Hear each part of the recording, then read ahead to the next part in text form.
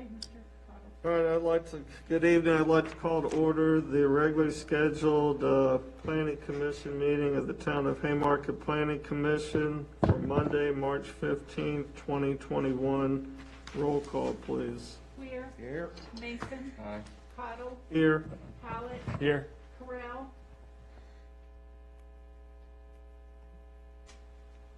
Here. Here we go. Bayene. Walker.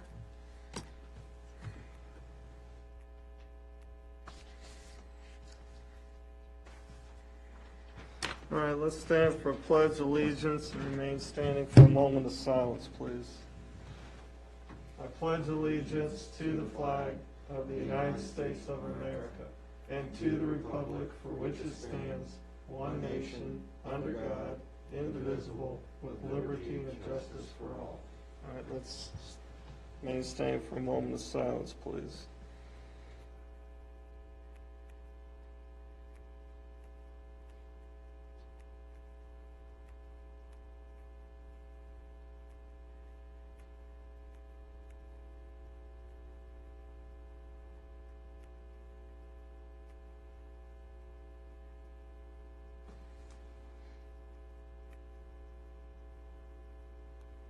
All right, thank you. You may be seated.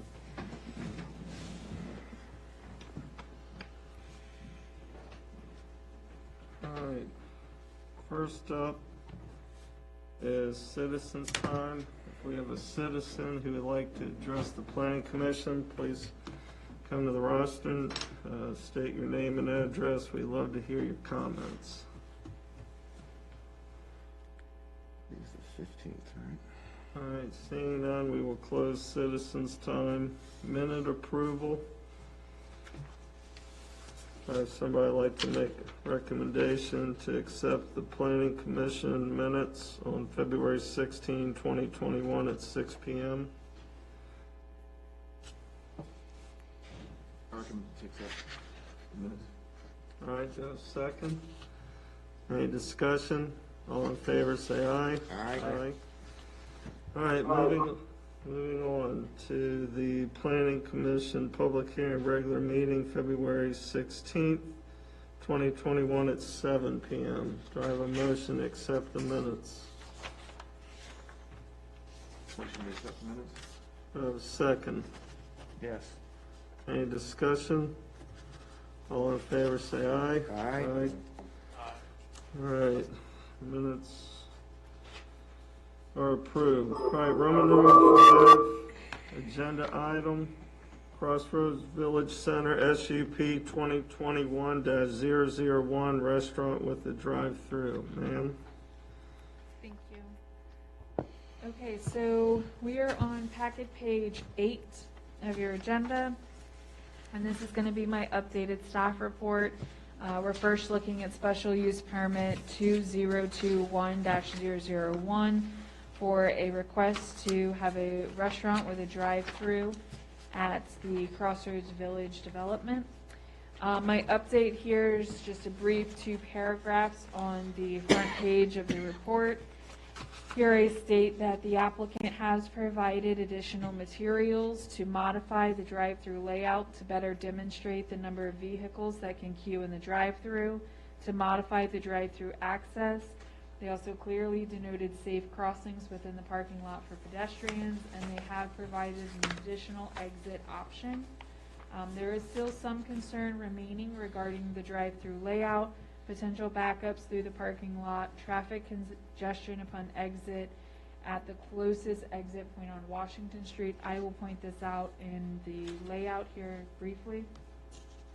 And then the applicant will discuss with you guys tonight the modifications that they have provided and the updates.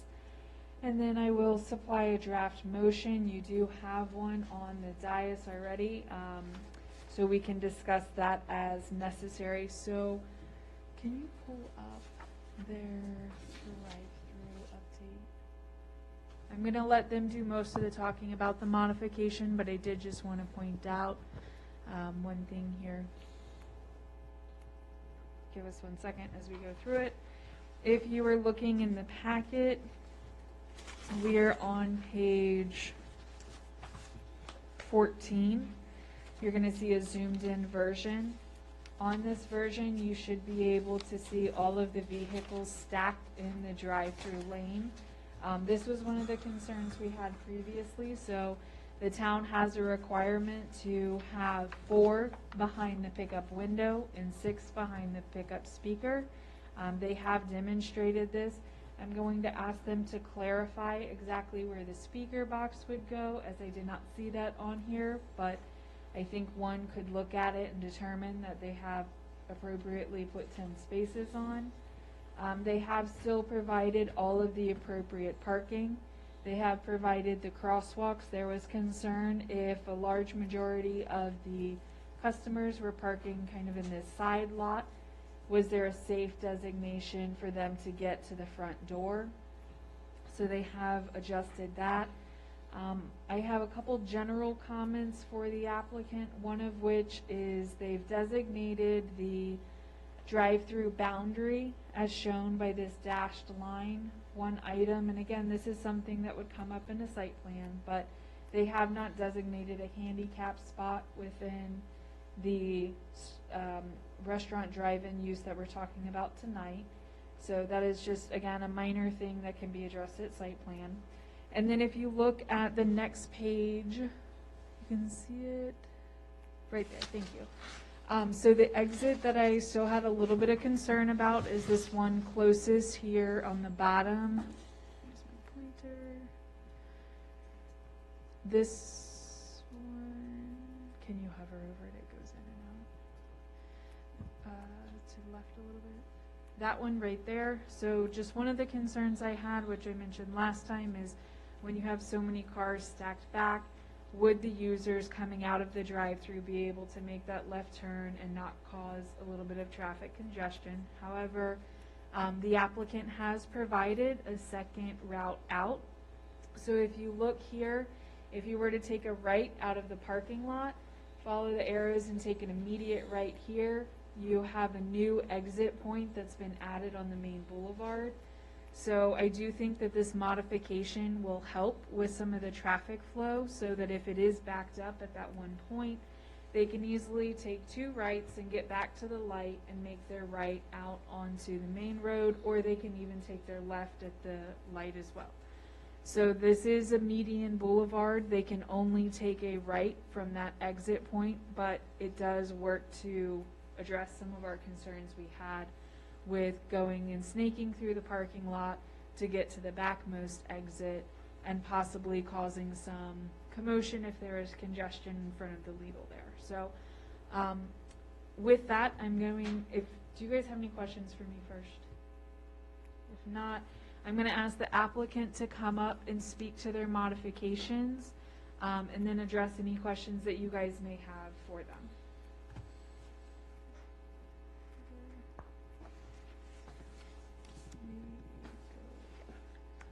Good evening, Chairman Cottle and members of the Planning Commission. My name is Brian Prater. I'm here tonight on behalf of the applicant, Haymarket Development Number 1 LLC.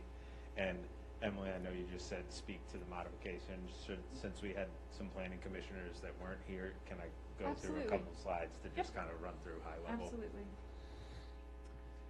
And here tonight for the first application, it's the drive-through restaurant. It may not work how I got it set up, but Does that work? tell me when. Okay, so here's the property. It's about 21 acres. It's the Crossroads Village Center, located next to I-66 along Washington Street. You can see Town Hall's here, the Sheetz is over here, Chick-fil-A and the CVS are adjacent right here. And this is approximately where the drive-through would be located.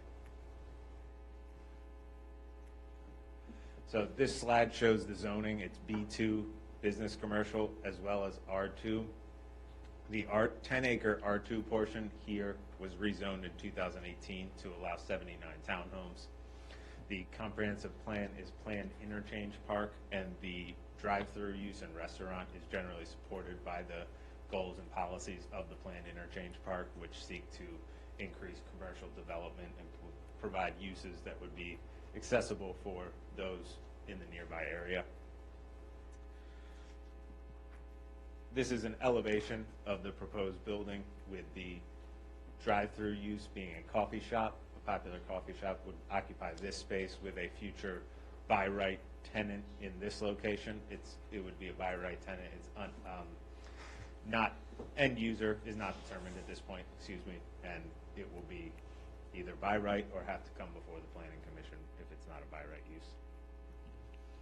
So this is the previous special use permit plan that was shown with the cars entering in this entrance here and coming around and going through the drive-through here.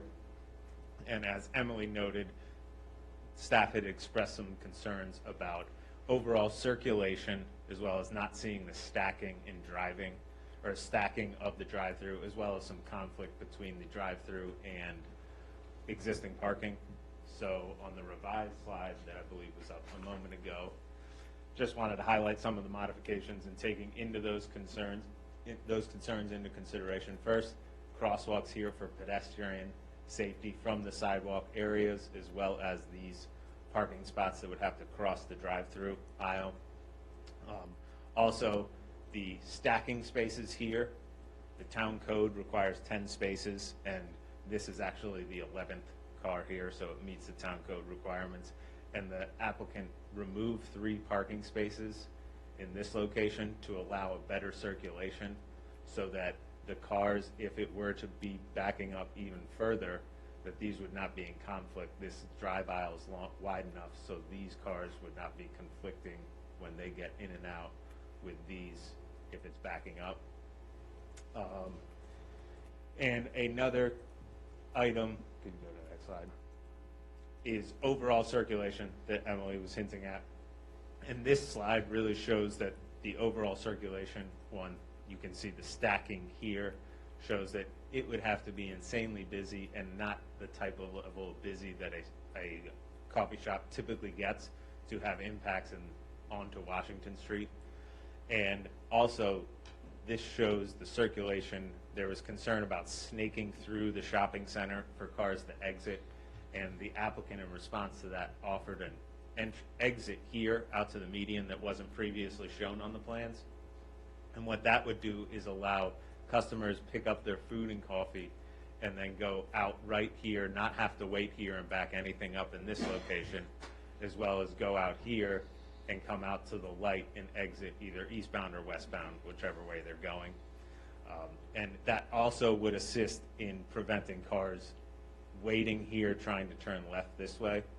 And one of the considerations the applicant is looking at is potentially having a sign here that would direct all eastbound traffic back into the site, internal, and come out to the boulevard and utilize this light rather than trying to make this left-hand turn here, which would just cause further backups. And then this is just shows you in the overall scheme of things and the overall development plan. This is the drive-through and how it would function with the other uses in the shopping center, as well as the proposed residential here and the approved residential here. One of the things that came up last planning commission meeting for both applications was traffic, and just wanted to walk through the previous traffic study, just high level, to address what occurred and why some of the mitigation impacts are being addressed in this application here. So in 2018, the applicant met with VDOT and did a scoping session with VDOT and town staff. And the point of a scoping session is to look at the proposed use, the location of the proposed use, and identify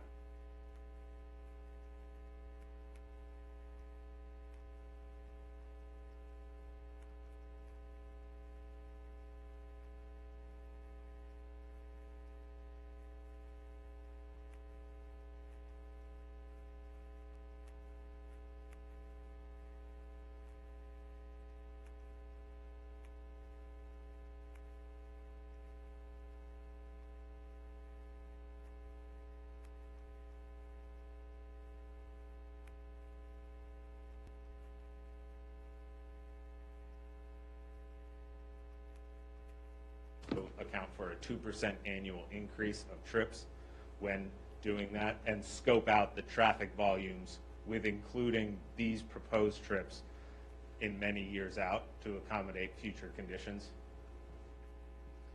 And so here, and this was provided in the original application materials in the technical memorandum provided by Grove Slate that analyzed the approved uses in 2018 versus the currently proposed uses, and ultimately you're fine. And ultimately, the conclusion of that memorandum is the proposed uses would not have a difference on the ultimate conclusions of the TIA in 2018, meaning that the transportation network would function the same, if not better, based on the proposed uses with the mitigation implementation methods in that approved TIA. So here in green is the hotel and daycare that are approved on the multifamily. We'll talk about that later, but wanted to highlight that originally a drive-in bank was approved for this location, and currently the coffee shop is being proposed. And so you will see that there is an increase versus the bank here. These are the daily trips, 407 for a bank, and then 1900 for a coffee shop. Those are increased. However, the overall trips, when factoring in the multifamily that we'll talk about a little later tonight, when you compare the multifamily uses to the approved hotel and daycare, it's actually the daily trips only go up 587. However, peak hour trips either remain the same or marginally decrease. So peak hour is, AM peak hour is 8:15 to 9:15, I believe. I will double check that. But it's the peak hour of traffic that VDOT, when they're looking at traffic impact studies, analyzes as when traffic's the worst, they want to make sure all intersections are functioning at their best. And so in factoring all these things in 2018, there was a traffic study that was approved, and those considerations went into the approved site plan. And the additional technical memorandum states that the proposed uses will function the same and should remain, the 2018 conclusions will remain the same with this proposed use. And then this just also shows a little bit easier to digest the overall trip generation for this overall site. So this shows the slight increase of daily totals, but almost the same here, and then a little decrease here. And then those are some of the mitigation impacts that we were trying to look at as far as pedestrian circulation, vehicular circulation, and some of the drive-through elements.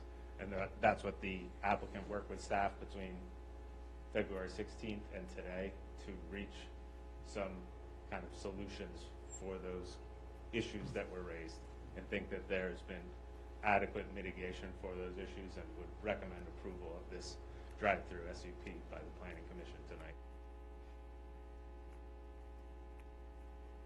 And can answer any questions that you may have.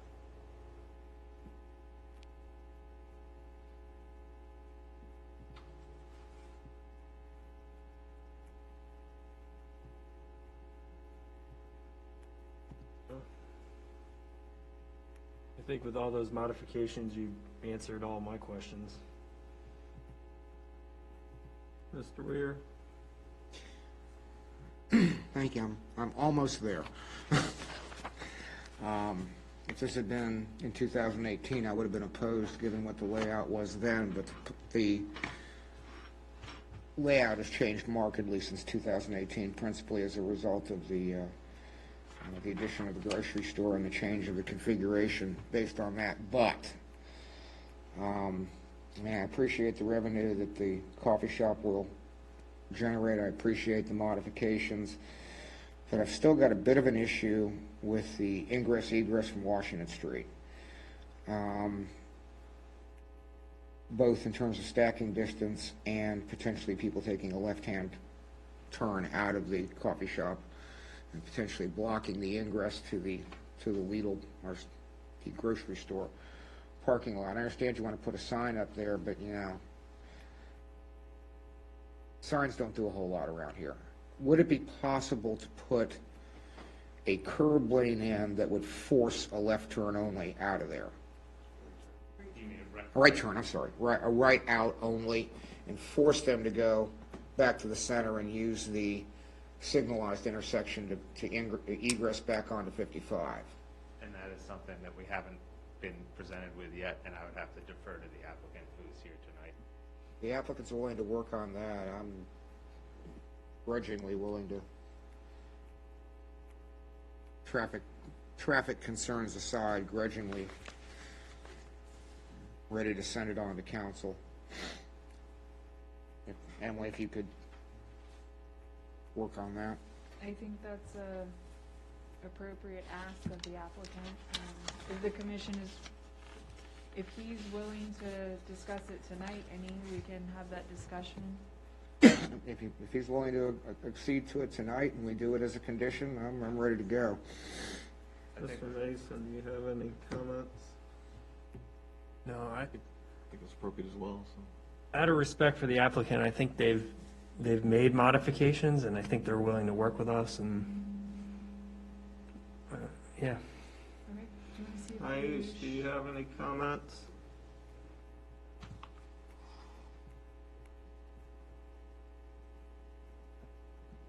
Ayush, do you have any comments?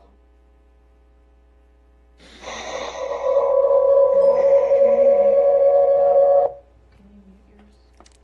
No, I think the application is very well done, and yeah, as long as we address, as Mr. Weir said, the issues with traffic, which I think most of them have been addressed, I'm okay with sending him through. All right, I don't have any problem with the way it was presented tonight with the sign. I mean, depending on what time of day they're getting coffee, do we really want them driving all the way around if they can make a left unobstructed and then make a right? It doesn't make any sense. We're talking 5 o'clock in the morning to 7 o'clock in the morning peak hours? I would maybe offer up as an example, recently visiting one of these establishments in the local area, spending 20 minutes in line at the 2 o'clock hour on a weekend. It can get congested. Not saying this one will, not saying this one won't, but I certainly think that if the applicant's willing to address or at least discuss with us this option, maybe we should hear from him. I do like the idea of a sign. I would at least like to see the sign conditioned or shown on the GDP at a minimum. So that's kind of where.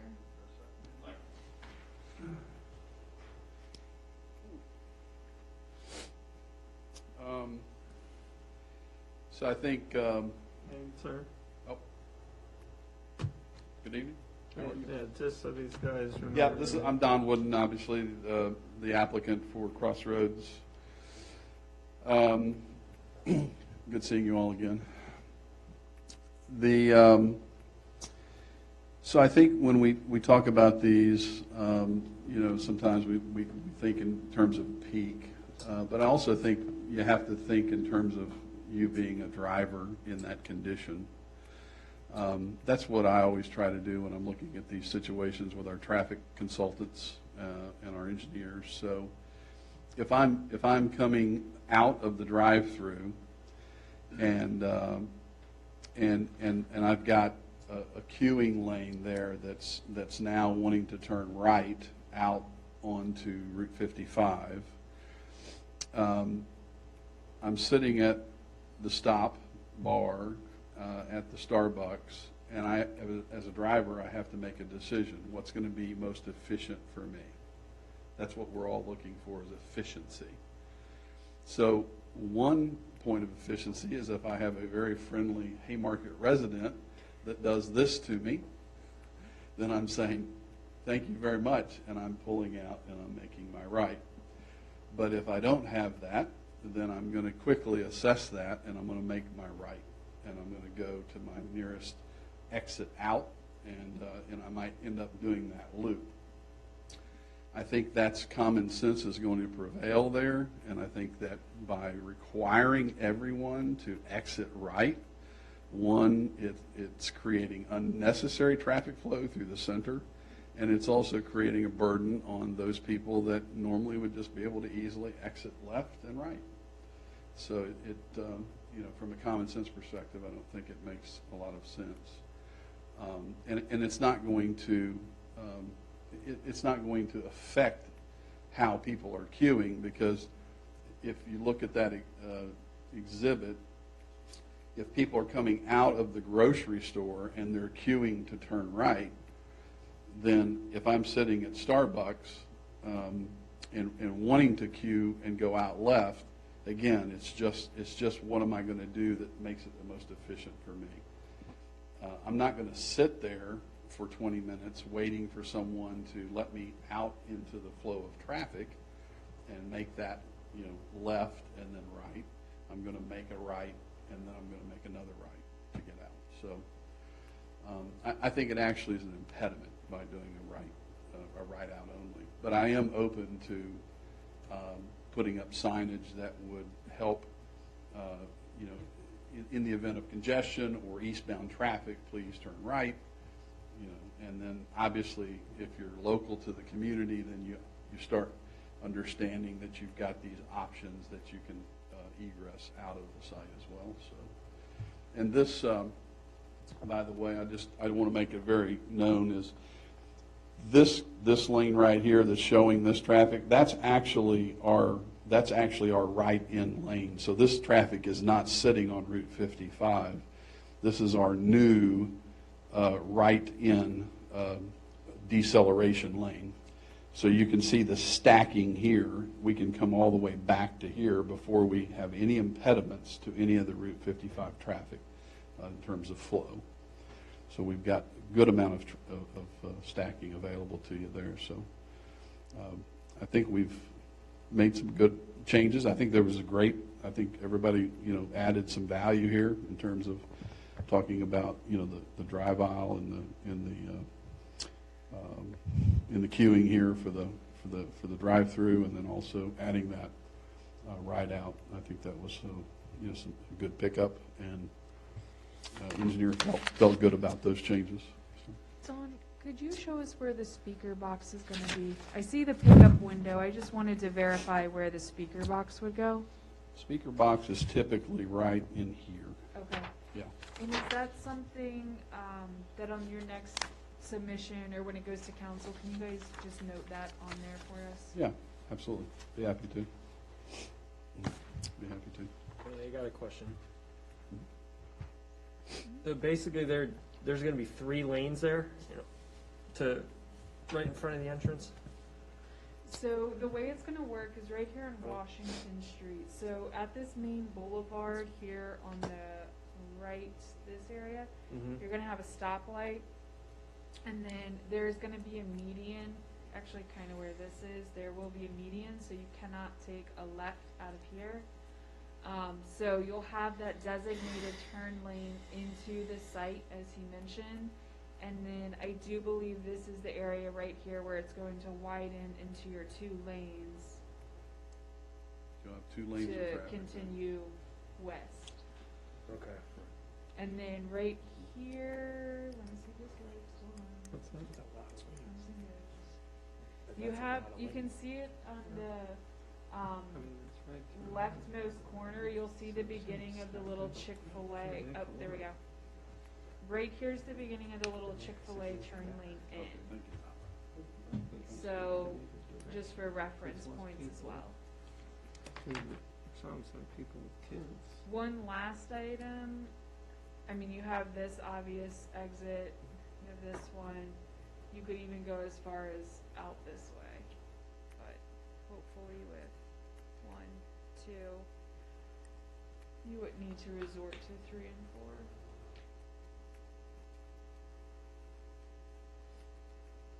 I do have one question for the applicant, and again, this is something I just wanted to ask to kind of make you guys aware.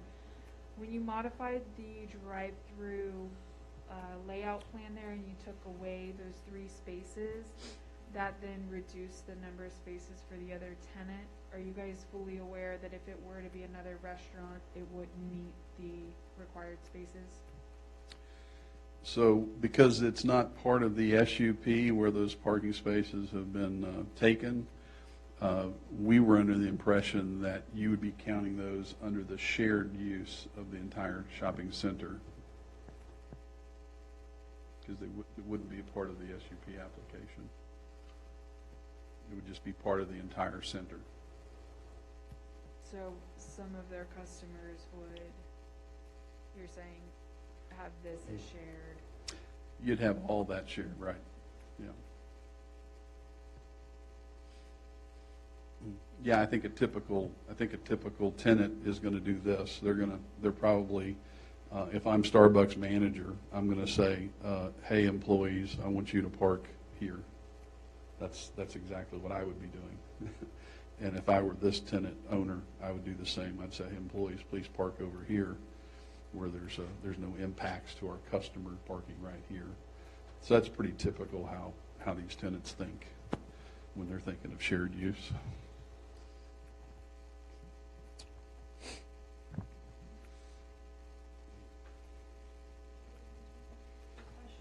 Mr. Weir?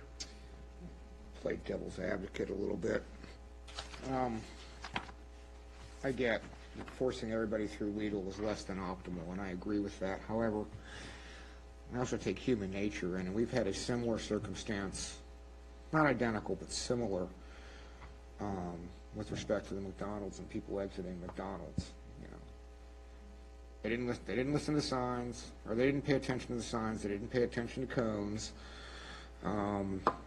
And we've had a similar issue, which now is requiring them to completely change their flow, which they're willing to do because they're adding a second drive-through lane and they can work it out at that time. Human nature, I don't know. What I'm having a hard time grappling with is just what the traffic flow out of the Lidl and making that right turn eastbound onto 55 is. And my concern is that, well, it's twofold. One, you could potentially have somebody creeping out into that travel way and blocking northbound. But in addition to that, it looks like there's about 4 spaces of cars. And if they sit there and they're, you know, I'm going to take this left no matter how long it takes for me to sit here and do it because I'm just not going to go right and go around, then you're going to back up to your service window. Is it a hill I'm going to die on? No, but I still prefer. At this point, I would prefer at least looking at what forcing them to the right would do, if you're willing to do that. Yeah, so I want to add one more, I think, valuable comment since you said that, Commissioner Weir. I think it's a good comment. So this here has kind of been the point of contention. And so this use and this use are actually opposing peaks.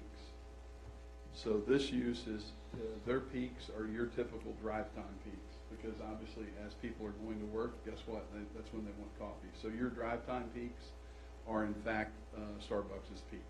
Same peak hour. This use here that's their absolute non-peak.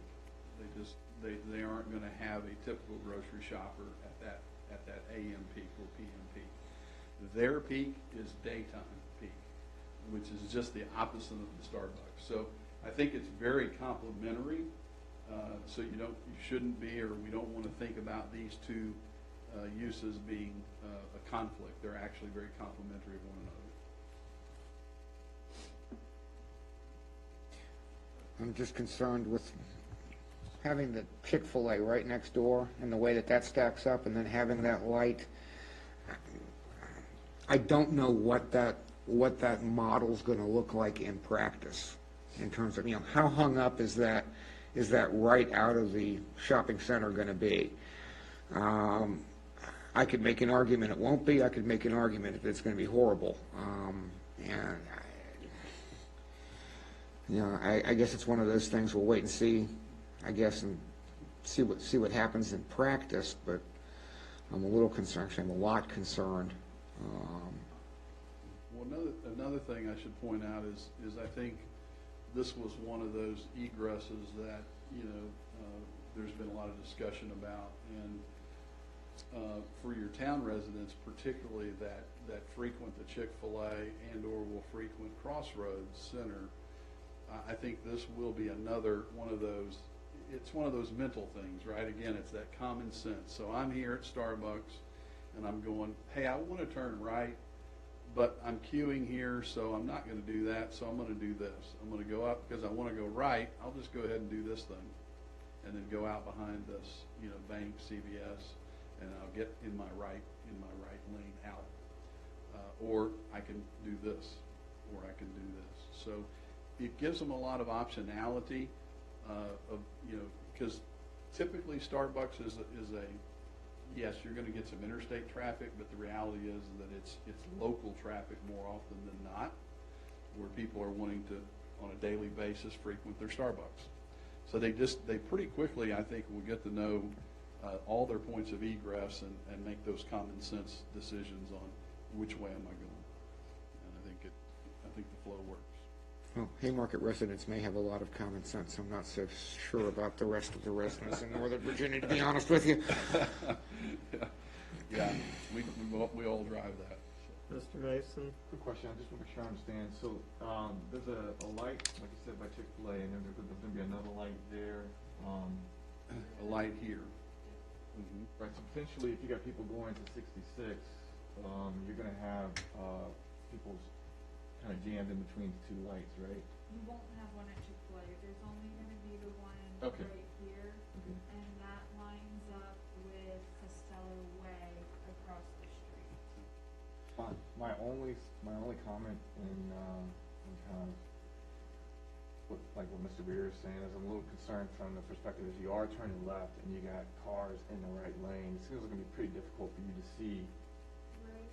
if you got if you're trying to go if you got cars stacked up in the turning lane to turn right, and I guess granted it seems like it'll be a little bit difficult if you're trying to come out and turn left to see past those vehicles to get. But you can't turn left out I mean, of turn there. right. So you can, right here at this exit, there's going to be a median so that you can't take a left and go eastbound towards Gainesville. Got it. Okay. You Never can mind. only take a Okay. right and go westbound towards the interstate. But if cars were to be stacked here, I see what you're saying, if they were sitting here waiting to take a left, they would have a pullover. But you cannot take a left at the main. Okay. Got it. Never mind. And just to add to that comment, so once this traffic signal goes in, it actually will help, it will assist greatly. Anything to the west of that signalization will help all of the queuing and all of the flow of these right outs, including this problem that you've got here with the Chick-fil-A. Because the reason that backs up is because there's a constant flow of westbound traffic on Washington. And so they just have to sit. And so now this will be able to queue, and now they get opportunities every so many minutes that they get a free flow of right-out traffic. So that'll be another benefit, having the signalization in. So Where were you saying something? What were you suggesting? I was just saying, put a curbing to force the left out in that entranceway there. force the right out. you mean. Force the right out. Yeah. Sorry. Yeah. And I think if you put a sign there, people are gonna be smart enough to figure it out. Because the last thing I want is somebody having to go all the way around when there's a quick out. I mean, that makes no sense. I mean, why would I drive all the way around if there's no one there? If it's backed up and I want to catch the light, I just make the right and go to the traffic light. I mean, hopefully people driving an automobile are smart enough to figure it out. You been on 66 recently? Going 66 pretty much every day.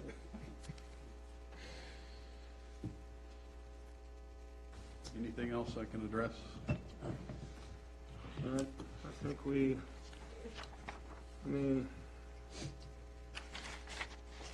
to me, they've already gone back and have done everything we asked. They addressed the stacking, they addressed the flow, they addressed ingress, egress. I mean, at some point, we need to make a decision and move on. If traffic patterns change, I mean, they can always be made an amendment later at a later date, right? I mean, so they change that drastically. I mean, we've done it with the McDonald's. Yeah, so. I mean, I think you make the best decision for the time you make the decision, and who knows where it's gonna go from there. 10, 15, 20 years down the road, you might have a big commuter lot just west of town, and you might have a train out here, who knows? So, If there's no other questions or concerns, I have provided a resolution for the commission. If you guys want to take a moment to just read through that, and then somebody can read it into the record as a motion. do we want to make, is it appropriate this time in this resolution to bring up signage? That can be added. I think it might be a good idea. I know it could be done at site plan too, but, correct? I would add it as a condition.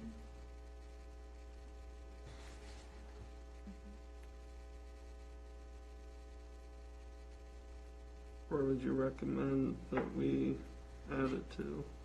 At the very last section where it says recommended for approval to the Haymarket Town Council, I would put a comma and say with the condition that, and then we can say appropriate signage at the drive-through Egress. egress be added for traffic control. Traffic mitigation.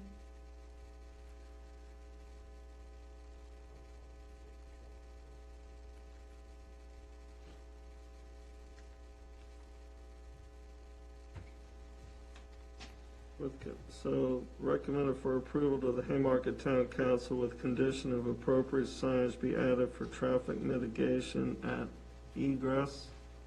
Correct.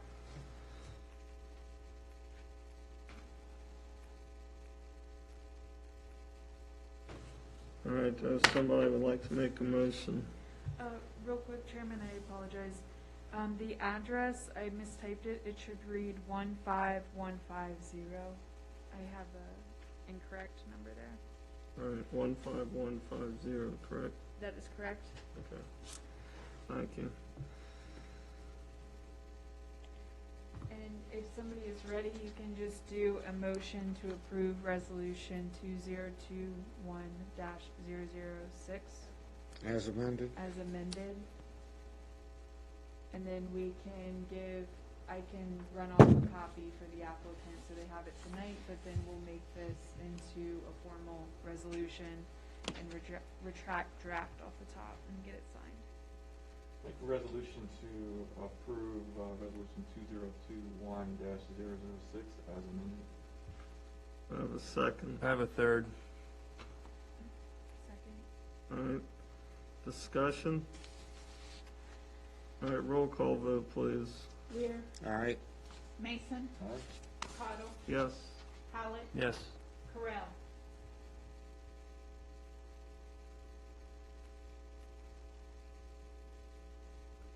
Correll, roll call for approval of resolution 2021-006 for approval of the drive-through.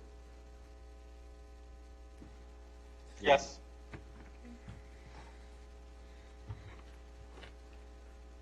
All right, thank you. All right, moving on. Item 2, Crossroads Village Center SUP 2021-002, multifamily residential units.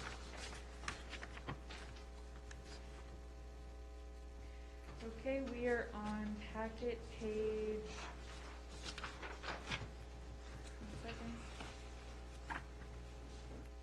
56. So you have my updated 2 paragraphs here on the staff report. The applicant has removed 2 of the units, bringing the total down to 76. Other modifications to the plans include an additional interconnection between the parcels, allowing for entry and exit along the backside of Chick-fil-A, a potential tot lot area, and driveways extended to the full size for all residential units, thus increasing the number of parking spaces available for the development. As it's proposed, I still am not in support of the proposed use and the SUP permit. As I stated at the previous meeting, the proposed dwelling units do not meet the intent of the planned interchange park designation from the comprehensive plan or the intent of the business commercial zoning district and will deplete approximately 3.6 acres of commercial land base. Furthermore, the proposed development has triggered numerous concerns regarding the parking, frontages, proximity to the interchange, and the student generation. So with that, I'm going to ask the applicant to present their modifications from our last meeting and have a discussion with the commission regarding any outstanding questions or concerns that you may have. In similar fashion, I did provide a resolution as well for the application. You have that at the dais, and we can make adjustments as necessary. So if the applicant would like to come up. Good evening again. Brian Prater with Walsh Bellucci for the record.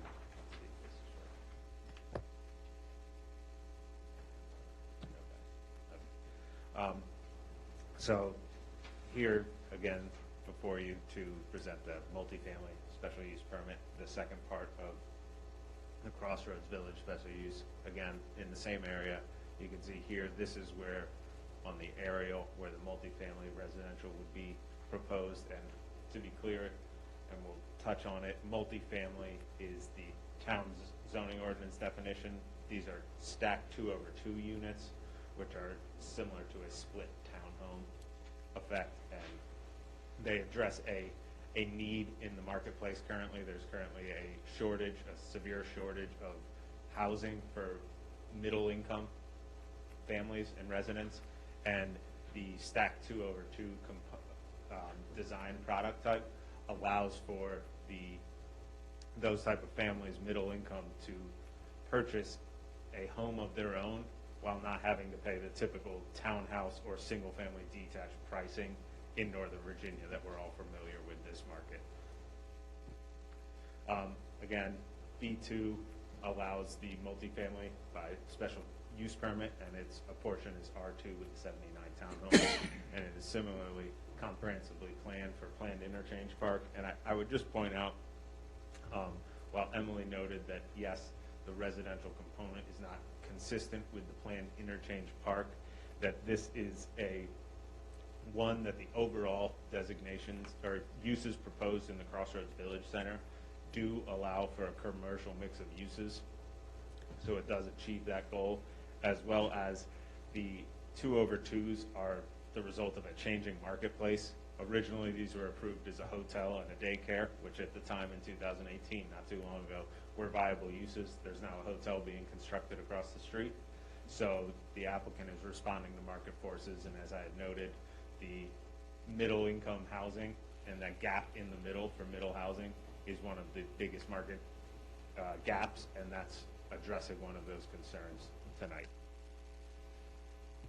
And another point is that this last component would also provide one of the last keys to realizing this overall development. This is a elevation of the product type, so it would be in the shape of a townhome. The 2 units would share this same entryway and would have separate entries, and then the townhome would be split with 2 separate living spaces. And this is a very common and becoming more prevalent product type throughout Northern Virginia. So this is the revised special use permit plan, and I'll talk through just some of the highlights of things that were changed. As Emily had noted, there was concern about parking. There was, I believe, 176 parking spaces showed on the previous plan. There are now 204 parking spaces, so with 2 less units. So the parking has dramatically increased. Where the parking has been made up is here in the driveways. These were not apron driveways. On the last plan presented, they are now apron driveways that could fit 2 cars. There's also, in removing the 2 units, there's parking here as well as here to address some of the concern that these units would have to park in these areas and walk to their homes. Another concern from staff was lack of a play area or tot lot. So this is a potential tot lot area in where there were units here, now losing units to address one of those concerns. Another concern was lack of ingress egress, and we showed kind of an example of this, but it was not in the full context. And this would allow residents to have a second entry point rather than going through the commercial shopping center and going all the way down to the light. One of the things that I would want to point out to this, and the applicant would like to have a condition to this effect, is that they have not approached the property owner about this easement or about obtaining an easement, and would want to make sure that the success of this multifamily during site plan, that the lack of obtaining that would not be fatal to the whole project, and would want to have a condition that speaks that they will diligently pursue any such agreement for this easement with the adjacent property owner, and will reasonably do so. So just wanted to observe that. Next slide, please. And here is the close-up of this that we think is a good option for providing a secondary access, ingress, egress.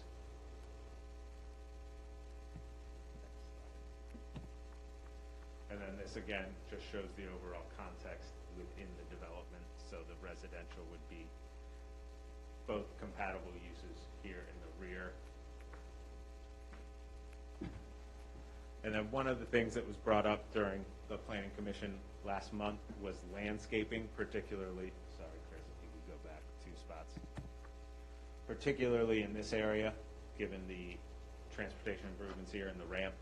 So the applicant is discussing and has proposed landscaping in this area. And just to give an example, the applicant had discussed possible berming, and the next slide shows an example of that type of berming that the applicant was proposing, with some soil berms, which actually does better for the noise. And obviously, berming does great for visual.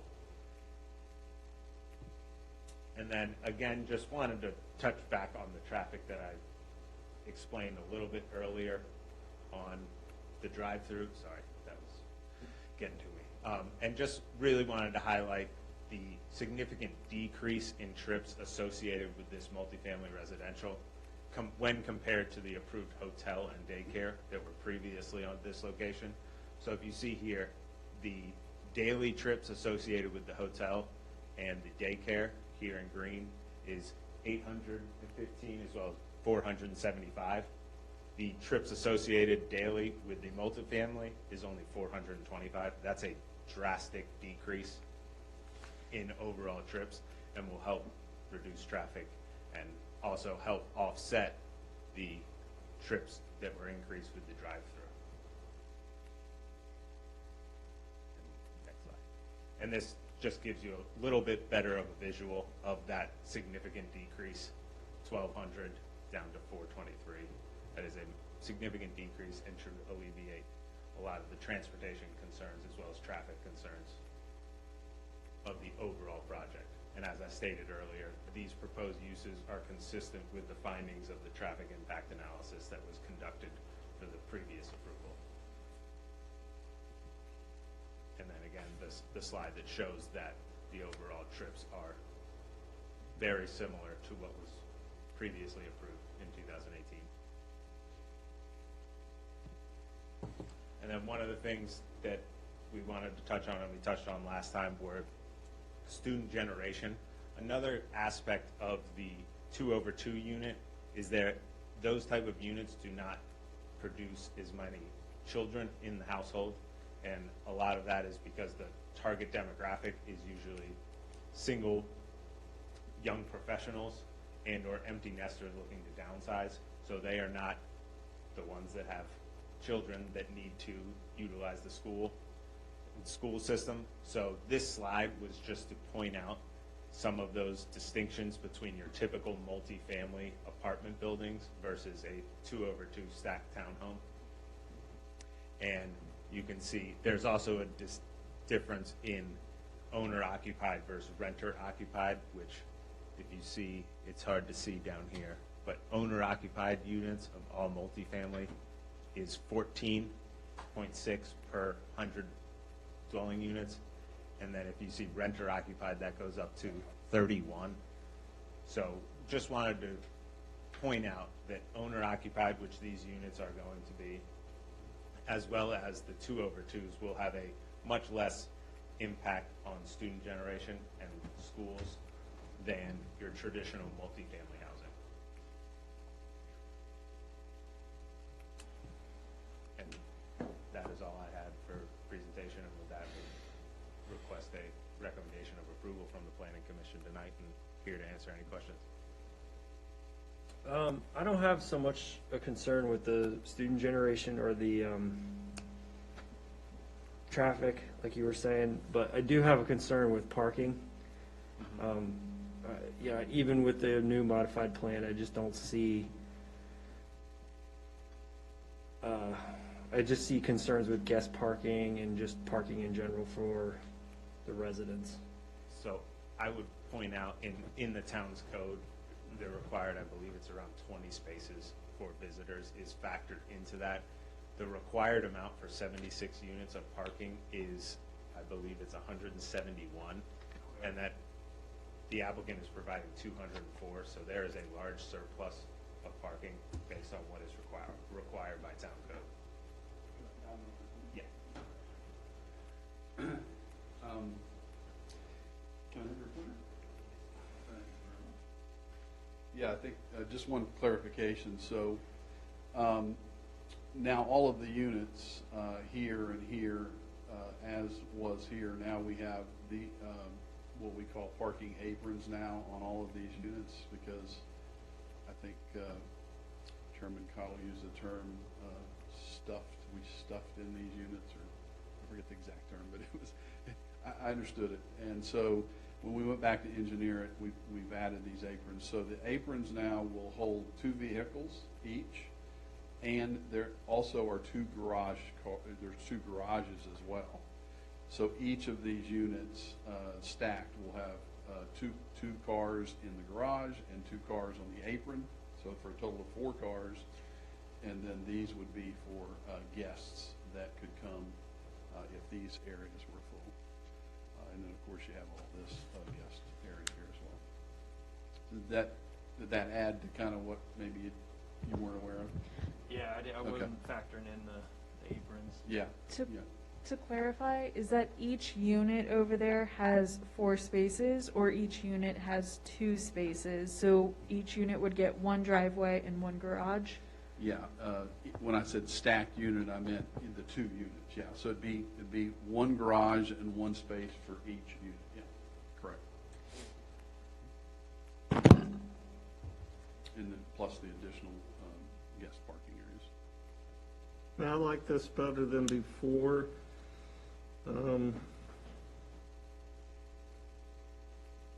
I like it as far as less traffic being produced by this site. What I don't like is potential tot lot. In the past, that means that one won't go in. When it says potential, it's a little disappointing that it's not a guarantee. And would there be any consideration to, right now, it was 78, now it's cut down to 76. And I understand wanting to maximize the space. I mean, I get that from a development standpoint. What about turning the rows the same as the others and eliminating some more and putting a row of 6 in there, putting a guaranteed tot lot in an area where kids who aren't tots per se could go out and throw a ball, play soccer, whatever, because this is kind of isolated. It's butting up to 66. It's got, can you go back to the overall plan, please? I mean, you've got, you know, the proposed egress there, securing a right-of-way going to the back of Chick-fil-A. So there's really not a lot of play area for the residents in the whole back half of that, to where if you could eliminate some more, get it from 78, which you originally planned, you currently planned 76, get it down to 60. Guarantee that you're going to build a tot lot and open up some green space, at least be a place for kids to play and get outside. Now I realize, you know, I'm in real estate, so I know who should buy those, what's the price point on those units. Yeah, the beauty of this particular product, they're going to have starting at 350,000. Yeah. And so the price points are going to be very attractive, And what's your bedroom count? they're going to be 2-bedroom den and 3-bedroom.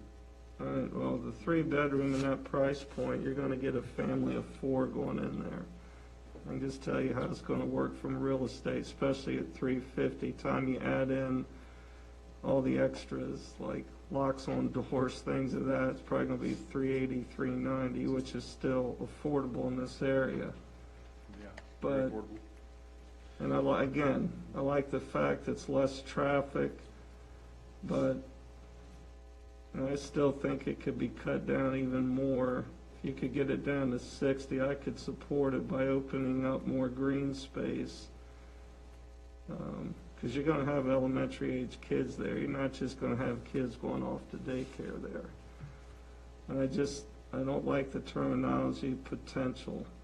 I was hoping it would come back. We're definitely going to build a tot lot and a playground, something along those lines. Because a tot lot and a playground is 2 different things. So those are my thoughts. Yes, sir. Not going to come as any surprise. I agree with the planner's comments, and you know, I take this back to 2018. You got a considerable portion of the property rezoned for residential, despite overwhelming opposition from the, at least in my view, overwhelming opposition from the residents of the town.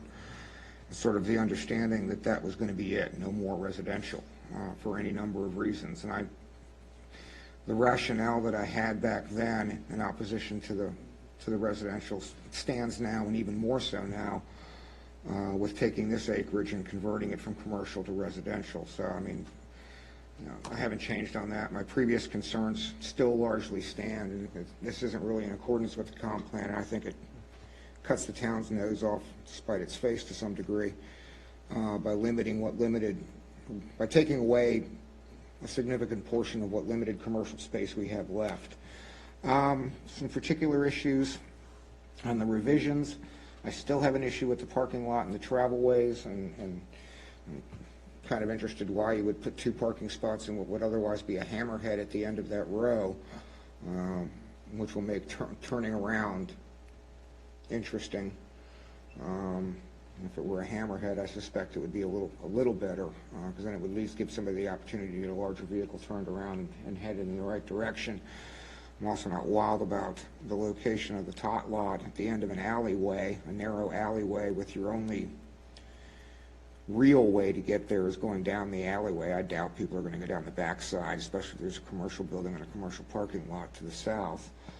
I'm concerned there may or may not be enough room for a proper berm. I don't see any figures there or measurements, and I could be wrong. I'm also curious, is there any commitment to phasing, or are we going to get all 155 residential units done before the first spade is turned on a commercial unit? With respect to target demographics, that's a wonderful thing, but target demographics when you're talking about a 3-bedroom unit at $350,000. You can throw target demographics out the window. I agree with Chairman Caudle. It's inevitable that you're going to get families in there, especially at that price point, either in the 2 or the 3-bedroom, and you're going to generate far more children or far more students than you're anticipating, either in the immediate term or in the long term as those children that move in there mature. There's been quite a discussion over that particular issue with the county. They're actually looking at their student generations, because what they have found with this particular type of unit in recent years is that they've resulted in significantly higher student generation factors than even the school board initially thought. I think if you refer to the I believe it's the what's known as the Klein application, that's one of the issues that it's currently being talked about, and what is the true number, based on price point, based on square footage, based on number of bedrooms. Long and short of it is, I cannot, quite frankly, will not support an SUP to convert any more of that parcel into residential than has already been converted. Mr. Mason. I agree with the chairman, Mr. Weir, from the perspective of, I mean, I have the statistics to back it up, but as a parent, kids are going to find places to play if you don't provide it, and I just see it becoming a real problem with all the commercial area, stuff in there, and all of the residential, and nowhere for them to go to. I mean, we already have a problem from a city perspective of providing, outlets for the kids. It's just going to be an issue with kids mixing in the parking lots and doing whatever they're, I see a potential problem just waiting to happen. That's just my perspective. Ayush, do you have a comment?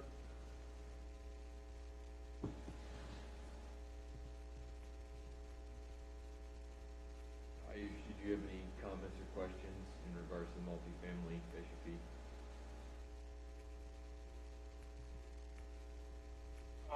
Yes. Speak more to what you said, Mr. Chairman, regarding green spaces. I mean, even if we take it at face value that these units are being marketed to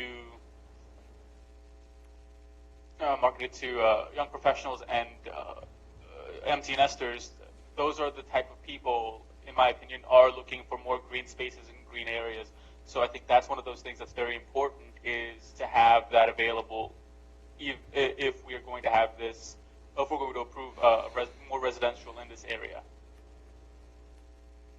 So I think having more green area and cutting down on these residential areas is definitely a must, and that is the only time where I think I would be in support of this change.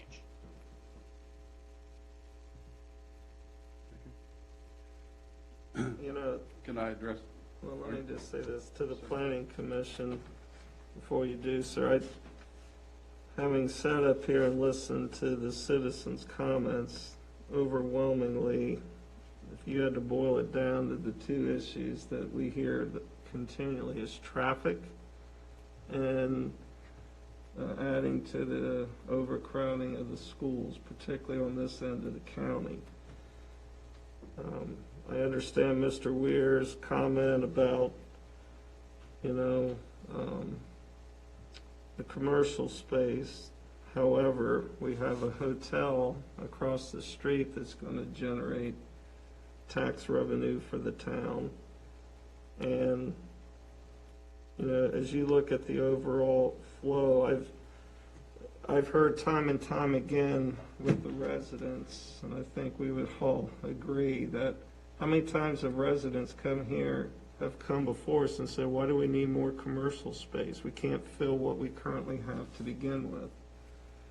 I mean, I've heard that comment over and over again. So, again, I have one vote, it's my opinion. If they could cut it back, open up green space, it's less traffic, it'd be a place for kids to play, it'd be less impact on schools. And I think looking at this now, I mean, the market's changed from 2018 to 2021. So what was a good decision 3 years ago is not necessarily a good decision today, and a decision made today may not be the greatest decision in 2024. I mean, things are changing. So with this area, with the Starbucks, the grocery store, the Chick-fil-A, you know, the Taco Bell, and was Popeye's Chicken, correct? Correct. And then, you know, another grocery store going in across the street. I mean, what's more important to us? Sticking to what we planned 3 years ago or making something that makes sense in 2021? Those are my thoughts. All right, sorry, sir. Go ahead. Thank you, Chairman Cottle. That's some good comments. So I'd like to address them just one at a time. And so let me start with traffic. And so I just want to go back to staff's comments about the recommendation, and staff obviously has to stick to what is obviously based upon a comprehensive plan. So that's very typical when we talk with towns and communities from a staff review perspective, because it doesn't meet obviously the comprehensive plan. But I want to go back to the comprehensive plan very quickly, and to Chairman Cottle's point. As a planned interchange park, this site was originally designed for a massive amount of traffic to be brought to it, because the whole design was to bring interstate trade and commerce to this site. That's what the design of an interchange park is. And so with more commercial uses in a planned interchange park, it's just going to create more traffic. So, and I think that the board back in 2018 recognized that very much so, because we rezoned to the B2 and the R2 zoning. So there was a recognition that, hey, maybe that isn't the best thing today for what we're doing. And I agree that today is different than 2018. The same goes. So if traffic is a concern, I think we're getting the best of both worlds here. We're reducing traffic impacts based on this use back here substantially. We're getting additional commercial base with the Lidl grocery store here, because I think one of the comments that was made was, we don't have as many, we're going to lose commercial uses, but we're actually gaining commercial square footage and revenue, because Lidl taking up 32,000 square feet is actually a substantial increase in overall square footage of commercial use up in this frontage area. So I think that was a win in terms of a commercial use for that. So I think if traffic is important, this is a very good use to help calm that traffic impact issue. Let's talk about the green space. So this particular plan currently, we haven't fully engineered it, but we believe, we've been told by our civil engineers that this particular layout will actually have more green space than the approved uses of the hotel and the daycare site.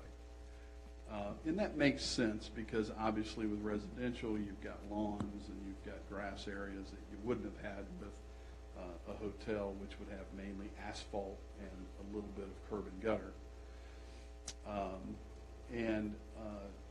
Here, this is what we would call in the development world a green pocket park. It's on the GDP as shown, but if you all recall, this whole area is green space, and we planned to do some very nice plantings in here, and a meandering sidewalk trail that would go through it with some park benches and create pocket parks throughout this large green space here. So to your point, I think it would very much enhance people's walkability, and also if children were availed, they could come into this area for this green space. Another area is this area. If you recall on the approved plan, these are all designated play fields and tot lots. And there will not be a fence with razor wire here. I hope not. I'm pretty sure there won't be, unless you're down in the district. And so any children would like, they can access these both play areas and tot lots, no matter where you're living at in these two complexes. So I think that adds a lot of value for the comment that Chairman Cottle said. And then to address this issue here, I think we're engineered enough that we would make that as a condition of approval, that we would put in a play area. It was done as potential because we were engineering at the time, but I think we're fine at this point to make that as a condition of approval, that we would make that a play yard area. And what other issue was there? I think, there was a discussion about this hammerhead. So the intent of this here is that there's adequate room. If you pull into one of these spaces, you will be able to back up.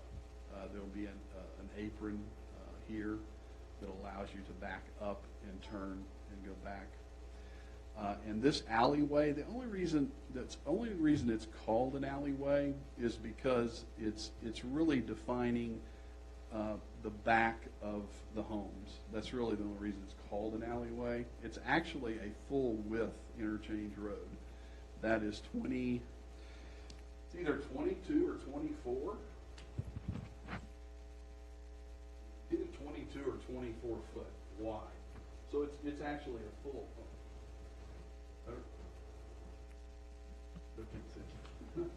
It's either 22 or 24 feet in width. So it's a full width road. It's not truly an alleyway. And so I think you have you have very nice wide two-way access in here, in and out. And of course, it has to meet fire lane requirements anyway. So that solves that one.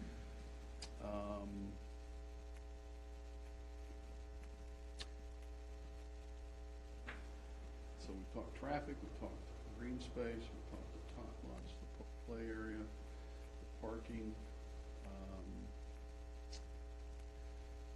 and to the reduction of units. What we are attempting to do, and we are accomplishing that through this use, is one of the things that has changed overall is the financial dynamics of the site. We started out in our design, and we were considerably over budget in our site work. And what's happening is because of all of the development that's going on in the Washington metropolitan area, the contractors are very busy, very busy. The site contractors, the building contractors, and then COVID actually has created this supply chain break. And so, in fact, you're showing a good example of that. Because of the PVC and all the plastics that have been required during COVID, now all of our plumbing has gone up about 27%. Plumbing materials, all the piping and all the PVC materials has just gone through the roof. And there's been a lot of other material increases. So what we're attempting to do is, this is our missing link to be able to, to do an analysis and to make the entire site financeable and to make it constructible. And that's why we need these units. And I appreciate Chairman Cottle's comment about reducing the number of units. And it hurts very much to reduce 2 units. Because we're just trying to make all of these numbers work. But we're also very understanding that we're trying to make something that is enduring, that lasts, and that creates value for the town and the community too. So we're about that. And then I think I'd like the last comment on the student generation. If you all remember last time I presented, there was a real opportunity that we saw a window into what does a 2/2 unit look like in Prince William County in terms of students. We would have never had the opportunity to see in that window if it had not been for, I think 2 or 3 years ago, the county made a decision that they wanted to take 2/2 units out of what was considered attached singles, which would have been like a townhome, and they wanted to move them into a multifamily. And they wanted to look at that, and so they moved 7,000 units. 7,000 was existing units in the county, and they moved them out of that category and moved them into multifamily. And when they did that, we got to see inside how many children were in those 7,000 homes within Prince William County. And if you'll go back to, Chris, please, to the numbers. Yeah, that one. So we were looking at this number originally, and then we found the Virginia results of that. And so when you take that number and you break it up into 76 units, that's generating, I think it was 6.7 children in the entire 76 units. So that's what the state of Virginia's analysis had came up with for that. And I don't have the exact number, but I believe when we looked at those 7,000 units that were actual, I think the number was around 11 and a half children, if I remember right. So the beauty of that look back was that it actually confirmed what the state of Virginia was saying about the 2/2s or stacked towns. It was literally just like within 1 or 2 students per 100 of what the Virginia analysis had come up with. So I truly do believe that this is not a product that is going to want school-age children in it, because it's just, when you have children, you want big yards, you want single families, you want all those things that come with it. And if you can't conceivably see that, then you just have to look back to those 7,000 units that were in Prince William County that we got to see it. We actually got to see how many kids were living in those. And that's a good cross-section, too, because that was everything. That was really old stuff that has probably been around for 15 or 20 years, and it was obviously brand new stuff combined. And so it was a combination of those things. So I think it's the right product mix. It fits well. It's got a great affordability and price point for residents, and it's something that's missing in the community. So I hope you can support that. I did have a question. So when we're looking at the horizontal units, one thing that I just wanted to take into consideration is we do get trash picked up twice a week, and that's something that I see a problem with the horizontal units. I know that you said that fire-wise it's okay. So exactly. So conceivably, are they going to take their trash to the east end where the sidewalk is, and then kind of cause some backup or issues with people in that first vertical unit backing out, or are they just going to put it in front, and then you're going to have a trash truck either back down or pull in and then try and back out? Because there's not enough room for them to turn around, so they're going to have to either back out or they're going to park the truck and block it so they could run. I don't know if you guys have thought about that or you're planning on doing it site plan, but that's just something, because we do have. I can second that thought. I live in Long Street. And I know some of the issues that they have trying to get the trash and recycling while people are trying to get out. It's a cluster for a good, depending on what time they go through, it can be late for work. Yeah, well, exactly. Seems like it. But that's just something just to take into consideration while we're looking at this, is that, that's something that we've really focused on, and the last contract we did was here recently, so we'll be continuing to get trash picked up twice a week and recycling once. So those Thursdays are a pretty busy day because you've got 2 trucks going through, one for trash and one for recycling, and I could see some issues there. Yeah, so So this, along with the other units, will have a homeowners association that will be controlling it. And so under that homeowners association, I could see where, for these unit owners, that they could roll their trash down, and maybe it's here on the sidewalk that, you know, the trash is placed on a Tuesday morning or whatever it is. I certainly see that as an option under the homeowners association. Another option would be to extend this a little bit.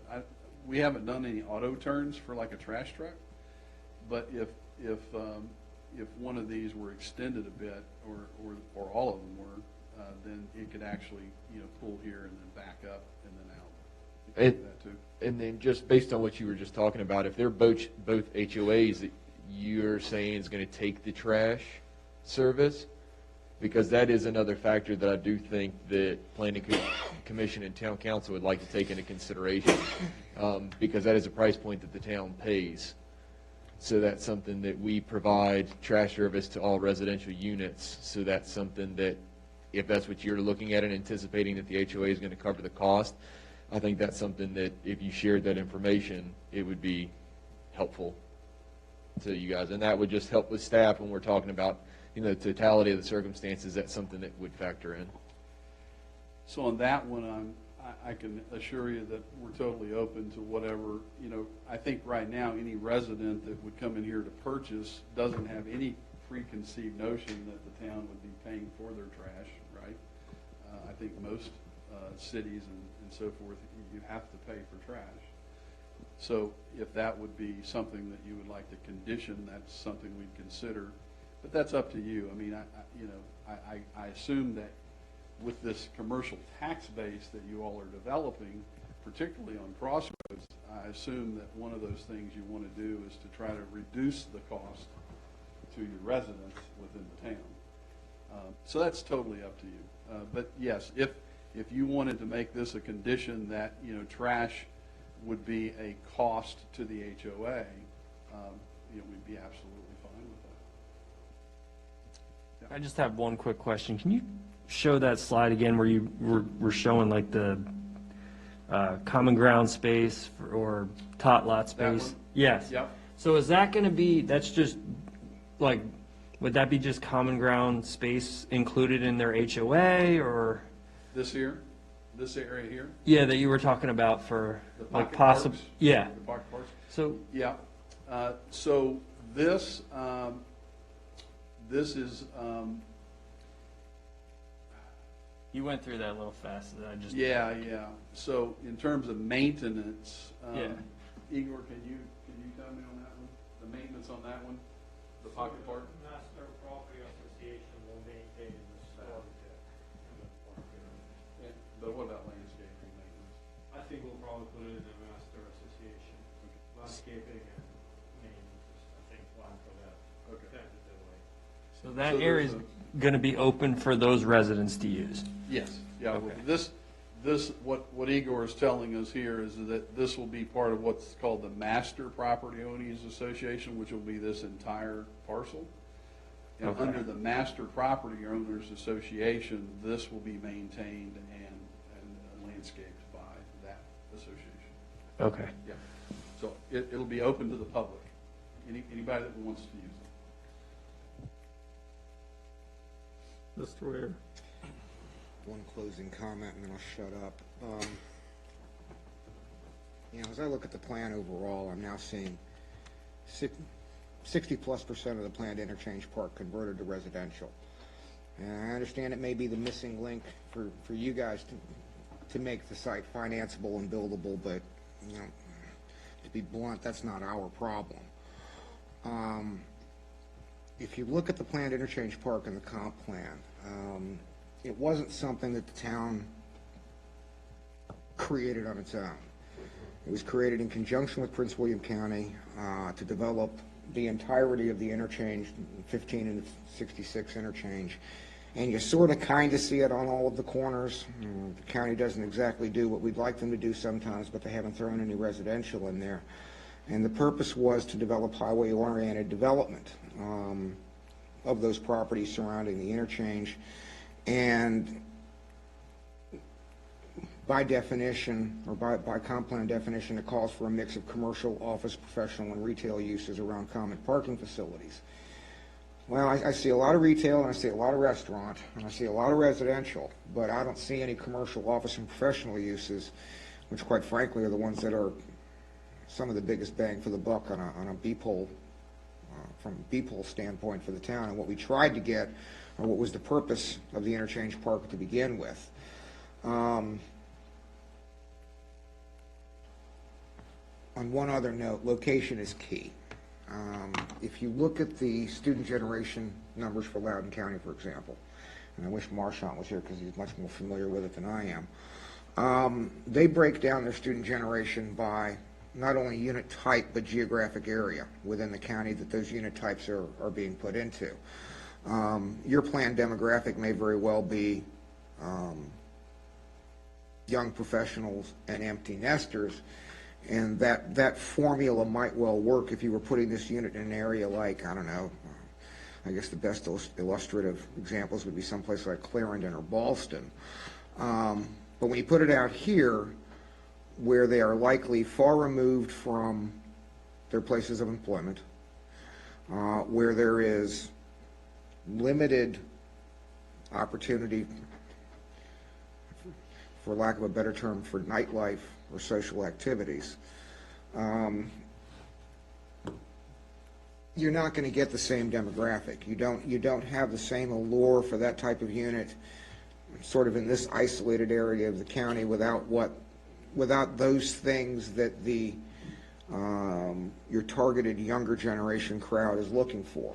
You know, they want to, if they're going to buy a unit like this and you're pricing it at something that's relatively affordable in Old Town Manassas, or maybe even Old Town Manassas, certainly Old Town Alexandria, Ballston, Clarendon, those types of areas, and there's probably an area or two within Prince William County, although none comes to mind immediately, where they could realize that type of lifestyle, then I might agree with the student generation numbers and the lower traffic, because they wouldn't be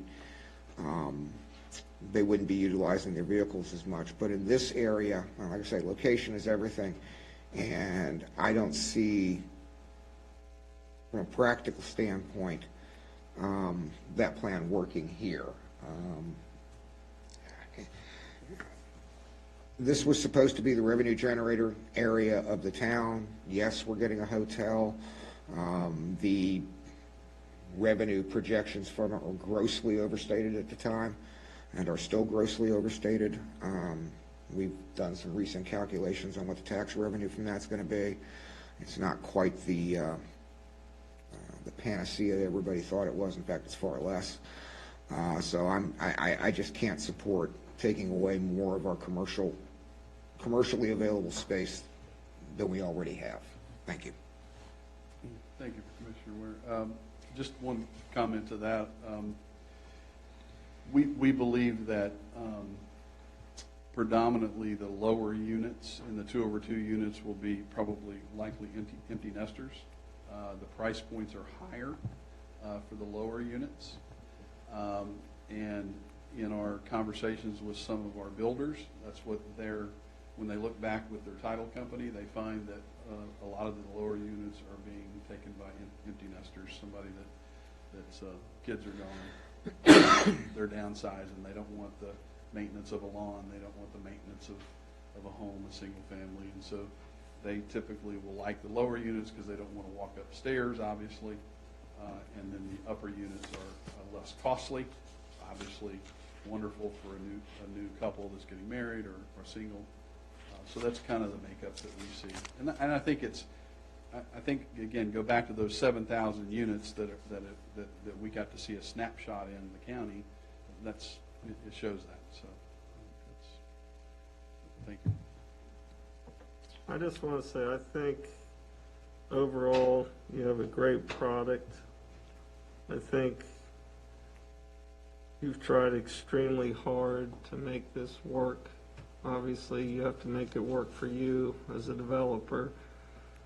And I know you appreciate we're trying to make it work for the people that we're representing. The green space there, the pocket, that would be more akin to a young professional to go for a walk, to go down to a restaurant, go get a cup of coffee.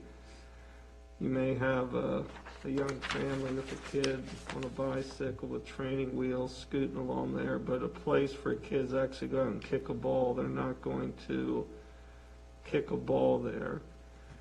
And am I hearing correctly that the HOA is going to encompass, the same HOA is going to manage both residential developments? You're going to have the master property owner association that's going to manage the entire property. Right, I And then understand. you're going to have these individual here and here. So there'll be two different ones managing those. It'll be homeowners, obviously.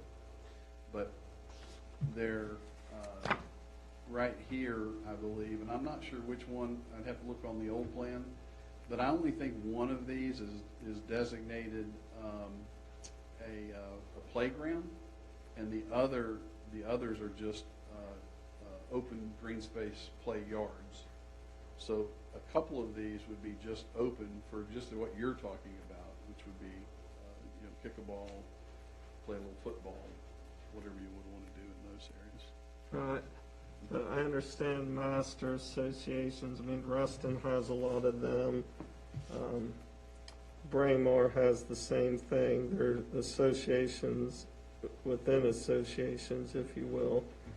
So some preclude, even though they're in a master association, AKA and HOA or technicals POA, sometimes they forbid each other to use their green spaces, even though they have a master development concept. And, I understand cost. I mean, a 2x4 2 years ago is about $2.20. I bought them the other day. They're $6.70, and some people are paying $8 a 2x4. So, and with gasoline going up, construction, I guess what I would like to see you do, I'm for less commercial on this end because of traffic, because every resident that's come to that podium there, that's the first thing out of their mouth, and rightly so, is traffic. But I still think it could, and I think, again, I think you're to be commended. I think you're trying extremely hard, and I appreciate your efforts, but I think it could be further laid out. Maybe, we don't see any distances. I mean, could you conceivably, each rectangle represents 2 units. I mean, those first 3 rows, could you conceivably put another one on the end of each one? That's, say, 6. And then maybe make another perpendicular row to where you're getting close to your proposed, but it would have a better flow, as Mr. Kuhn said, for, something as simple as traffic pickup, because I dare say that the resident on the far end is not really going to want to wheel their trash out 150 feet to the corner, especially if it's heavy. I know I wouldn't. And could it be reconfigured?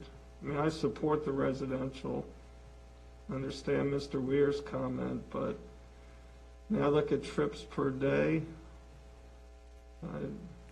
It scares me to go up another 1,000 in that interchange, especially what's being built west of town, what's on the books out there. Got a lot of stuff going on west. Yeah, we're not the last stop, if you will, anymore. I think to the planning commissioners, you need to take into consideration what we hear time and time again, and traffic is the number 1, and school overcrowding is number 2. And we've heard more than once, why do we want to put more commercial, office buildings when we have stuff we can't fill currently? So I think we need to be really careful. And a plan is just that. Plans change. I mean, comp plans are forever developing. I mean, Again, I think there's a lot of things we need to take in consideration, so. Well, Chairman, I definitely want the support of Planning Commission going into council. I mean, it's certainly better for us, you know, to have your positive comments going into town council. And as you're talking, I'm thinking of one thing that I might be able to condition. If we were to take these two units here and reduce the overall to two less units, increase this, so basically we would have let's call it a soccer football kick area kind of here with a smaller tot lot kind of side by side in here.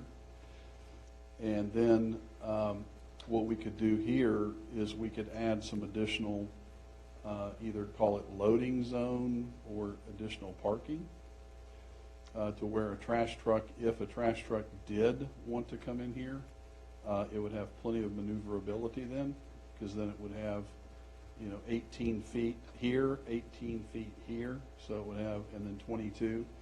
So 22, 18, 18, 36, yeah, so you got like almost 60 feet of surface area then to maneuver a trash truck here to get it turned. So if that would help with getting an affirmative, I think I could make that work and condition that we would put in those two green space areas. I guess the last question I have for you, sir, is you said 350 is your price point, is 76 units, that's 26,600,000. Obviously, you're not netting all that because you have a lot of costs, but I guess my point is the 350K price point, is that projected in today's dollars, or is that projected in the delivery time? Yeah, that's projected in delivery from the builder. Which to me seems really low for that square footage. Yeah, that's the upper units, so that would be, the upper units are less is what I said, so the lower units, I'm not sure what the price points are gonna be on the lower units, but they're telling us that those will be more. So I would assume a premium on the lower ones, so maybe those are closer to 400,000, I'm not sure, but I know they're starting at the 350 up for the upper units.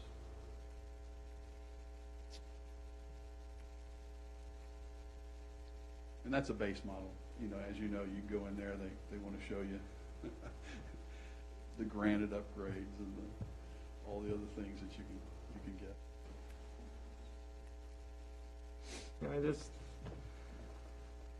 You know your numbers, but I think that number is super low for that square footage. And Mr. Weir, I was going to make the comment, but he made it. The students, down on the eastern end of the county, even mid-county, when you get in the 20155, 20136, 20169 prices, the further west you go, the more things cost as far as housing. And, if you were to do a search today of properties in Prince William County on the western end in those three zip codes under 350, you're going to get 0 hits. Yeah, the reality is we don't know what the market's going to be then, right? That's probably 12 to 18 months out. Right now, I think what you're seeing is a white hot housing market, which has really increased a lot of pricing. But I think that can't last forever. So, we don't know, right? We just don't know what 12 or 18 months even is going to bring. But, the pricing is kind of off the charts right now, for sure. I understand, but I think it could be, again, this is just my recommendation, I think it could be reconfigured where you could get pretty much what your unit count, but I think it could be laid out a little bit. I mean, what are the distances between, like, the second row in that's got it's got nine units, if you, I mean, it's 18, but they're double stacked. I mean, what is the distance, what's the relief from the edge of the property where you build the berm? You know what I'm saying? Like the width of the unit, are they 22 feet or? Yeah, they're 22. So I'm saying if we don't know the distances for the setbacks or I don't know, it just seems like it could be reconfigured a little bit better. I'm not an engineer, but just visually looking at it, I think it could be tweaked. When we've looked at this, where we've turned these units to run north-south like these, and we lose, we lose 12 or 14 units by doing it that way. So But it's if you extended those others up, you would lose that amount? extended these. Yes, sir. Oh no, we can't extend these any further.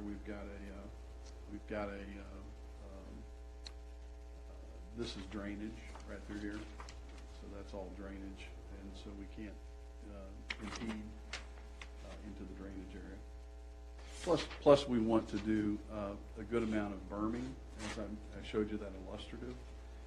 We do want to do a good amount of berming in here, and that illustrative I showed you, that one didn't have a lot of evergreen plantings in it. We'd like to bring in much more evergreen plantings into that berming, because we believe, one, it looks nice in the winter when you've got something green growing.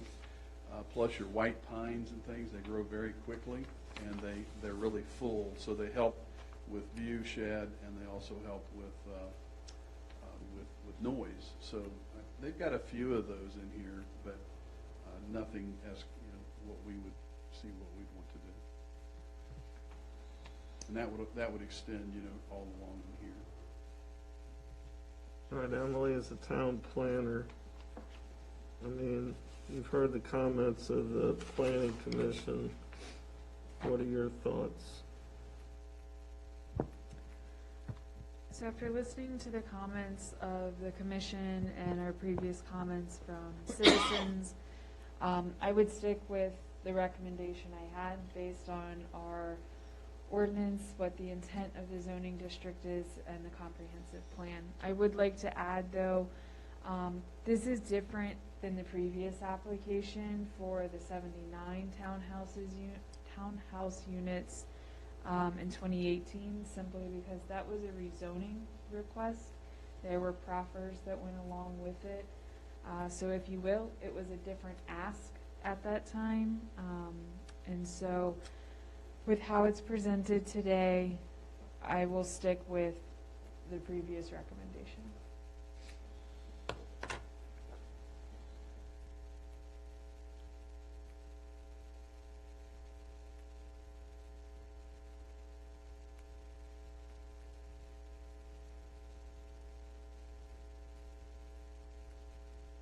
I guess the question is the planning commission, if they were to go back to the drawing board with commercial, are we good with significantly increasing the traffic? Could you go back to the slide with trip generation? That one right there.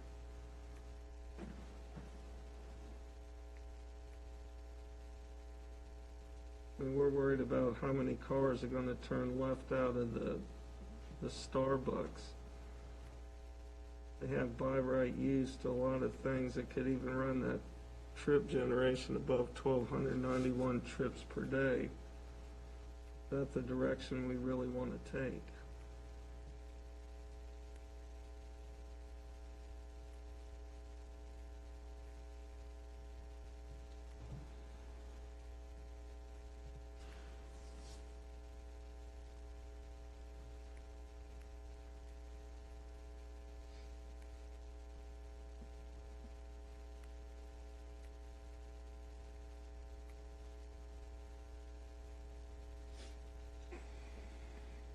Any Mr. feedback? Chairman, how many units were you thinking that they could realistically reduce?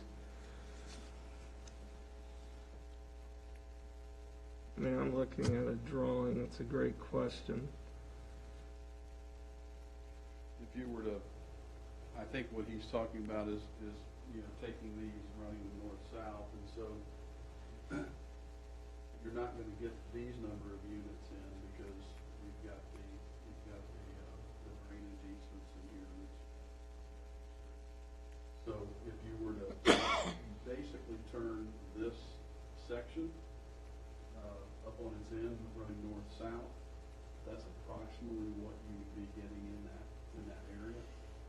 So you would be losing 2, 4, 6, 8, 10. You'd be losing 10 additional homes here under that analysis, I think, approximately.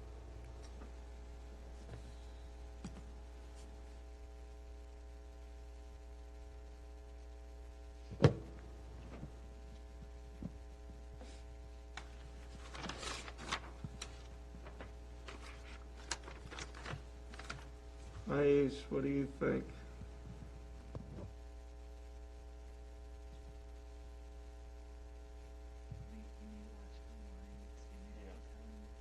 There may be a little bit of delay, but I usually asked if you had any questions or comments.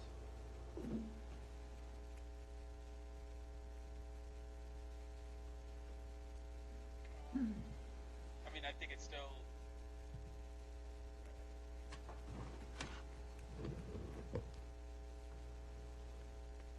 Right. Can you hear me? Yes. Hello? Yep, I can hear you. Okay, cool. Yeah, so I think it's, we have to take into consideration what, the citizens, when we previously had, when we had a, when we had a public, what they wanted, which the biggest concerns was,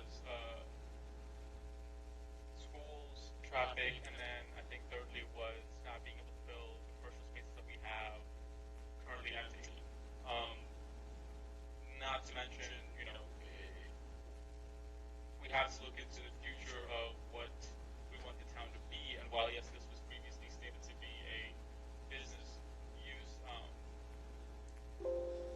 having affordable housing is definitely going to be a positive, especially in this price range. And again, even if we take the with the things with the students, even if we take what the numbers are at face value, even if, you know, I don't think that to be the case, even with that account, I think we have to change.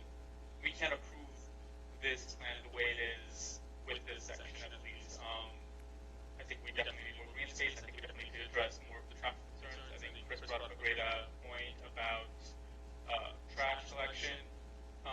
There are things that this area of the plan needs, I think, more work, especially regarding spacing and the amount of homes that are there. Yeah.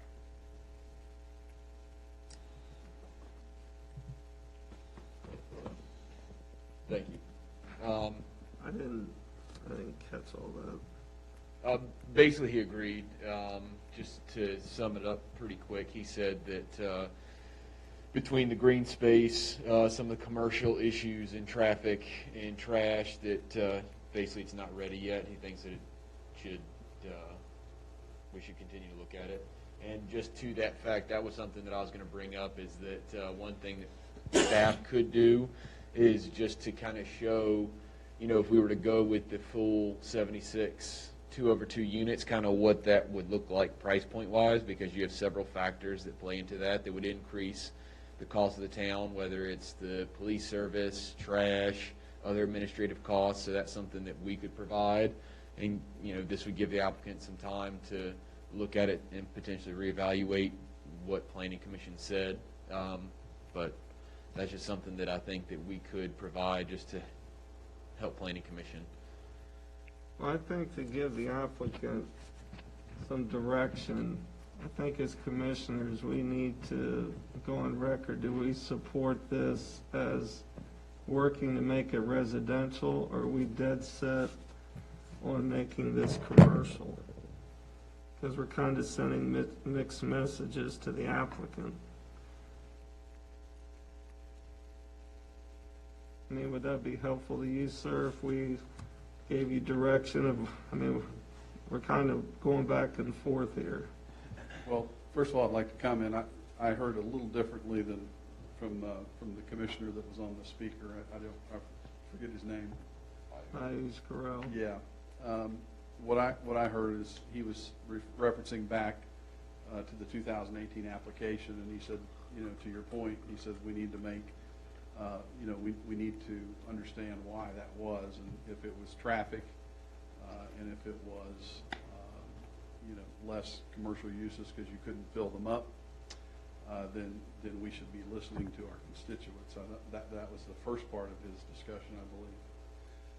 And then he said something later to the effect of the units on the western end there. Yes, I mean, I am,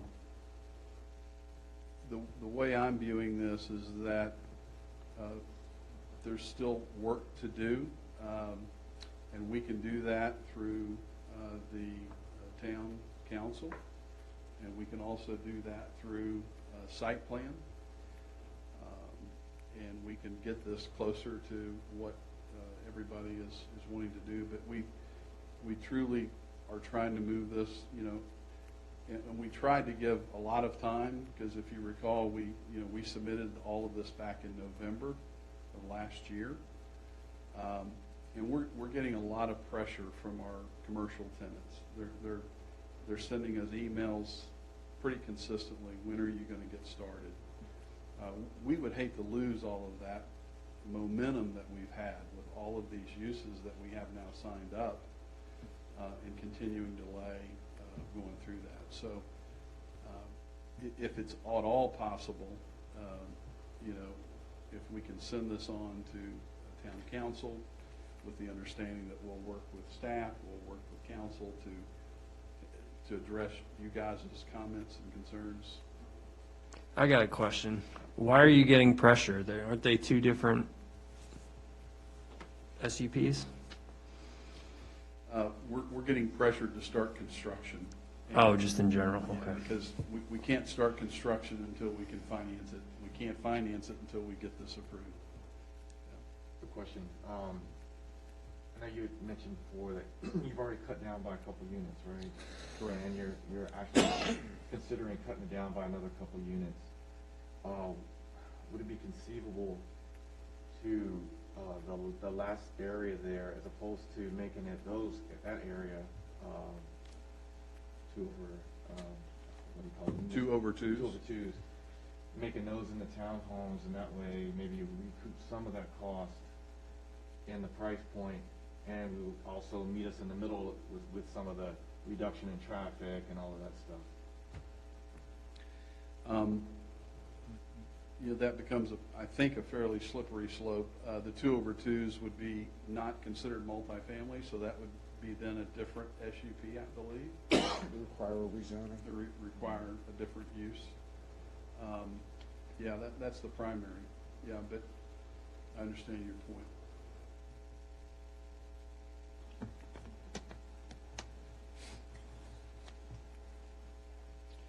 And to make, I guess, to finish up that comment, you know, it is because of the number of units in its totality that makes this affordable. Because if we start reducing densities, then our land costs and all of our site costs and all of the development costs end up getting spread out over a fewer number of units, which then only just keeps escalating the cost to the builders and then the cost to the resident or the person buying. You know, that's the facts. So, you know, in reality, if you cut 50% of those units, your price points are going to go, you know, substantially up because of the overall cost has to get spread over a much fewer units. And that's just how the math works. I'm just going to repeat a comment I made. I don't know if it was the last meeting or the meeting before that. I'm not a big fan of conditional approvals. I've seen those go bad, and I'm even less of a fan of, we'll handle it at site plan. I've seen that go really bad. I'm not going to be favorable to sending out anything but a largely finished product. I don't want to send an unfinished product and then throw it on the council, on the shoulders of the town council, who will then wade through and start making decisions at that later date. So I'd like it nailed down. I mean, I understand that from your standpoint, you have a time issue. Quite frankly, I would suggest you're probably a little spoiled by the way the town has handled these things in the past, because they've handled them far too quickly, in my view. If this were any other jurisdiction, you'd be looking at a significantly slower timeline than you're looking at here. I mean, I don't think there's anything that's going to sway me from opposition to the rural area, to the residential, in any event. But I'm certainly not going to be in favor of conditional or conditioned approvals with something having to be done between now and the town council. And I'm certainly not going to be, in general, in favor of, allowing things to be worked out at site plan. I've just seen that go bad too many times. As a condition, that's a requirement, so, so I guess to put some finality on what I'm proposing is if we could get a consensus as to, the direction of the planning commission, if we were to say not to exceed 74 2/2 units, which would be eliminating these 2 units here, adding in a play field and a tot lot as a condition of approvals, and also bringing additional parking and or loading area here so a trash truck could come. I think that's something that we absolutely could do to improve what I've heard everyone say. And because it is a condition, it's absolutely going to have to be done as it goes through the process. So that would be my thoughts. All right, Ayush, could you support not to exceed 74 units, making a condition on that, on having a tot lot, on having a play area, and increasing a loading area? Could you support that?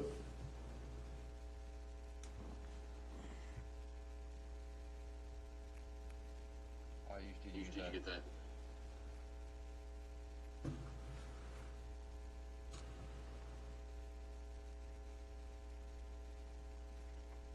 I think reluctantly, depending on how it looks, yes. But I would like to see more done. I think I would like to see less units, maybe down to 65 to 70 units would probably make the site look better. But I think as a kind of in between, that would be acceptable, I think. All right, thank you. Mr. Walker, what's your thoughts? I'm sorry, Mr. Walker. That's why I'm not here. Mr. Mason, what are your thoughts? I concur with what my colleague just said. If I could ask one last question, the other property, the playground, the proposed playground, is that a proposal, or is that something that's going to actually happen for sure? Yeah, that was proffered as well as conditioned, and it's in the site plan, so it's already in the plan. Yes. I think I paired it. Okay. Mr. Weir? No. Okay. Mr. Howlett? I'm with Ayush. I would definitely consider looking into it. Going from 79 units to 65. Yeah, that's a significant decrease. Yeah, but what I'm saying, could you support not to exceed 74 units, where they're lopping off 2 more and putting in a tot lot, a play field / area, and increasing the loading area. Yeah, I'm okay with that. I could support that.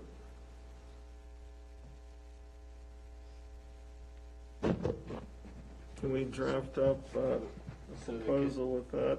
So the consensus that I'm hearing is that we've got 2 people that are in support of substantially less than 70 and 2 people that are in support of 76. What I heard is not to exceed, I was very clear, not to exceed 74 units. And Ayush stated that he would be okay if it was dropped down to 65, and Mr. Mason agreed with that. So that's what I'm saying. You have Ayush and Mason that are saying 65, and then Hallett and Chairman, you're saying the 76 and the adjustments that he just stated. Now, let me be really clear. Ayush, can you support not to exceed 74 units, yes or no? With the tot lot, the play field, and the loading area. A max of 74 units, not to exceed that. Can you support that? Up or down? Yes. Okay, you can support that. Okay, I can support that. Mr. Mason, can you support that? Yes. He spoke for you. No, you need to speak for Yes, I yourself. know. Yes, sir. Yes, I think I can. Mr. Weir? No. All right, let's draft a proposal and vote, please. Can we take a 5-minute recess? So I can- Yes, ma'am. All right, we'll take a 5-minute recess. Thank you. How cold is it outside?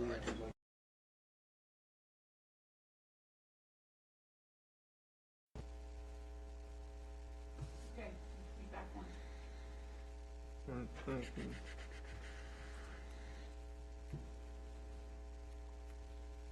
And are we gonna use the resolution the same? So we figured for this one, since we had those additions, the resolution takes me a little bit longer to draft and write, so I just prepared that motion for you. All right. So it'd still be 2021, wait a minute, let me make sure I've got the right. This is 2021-007, right? No, sir. The resolution page, you can just not worry about that. Okay, all right. Use the motion as prepared. All right. Call us back in the session. Okay, we have a draft motion before us to have a recommendation.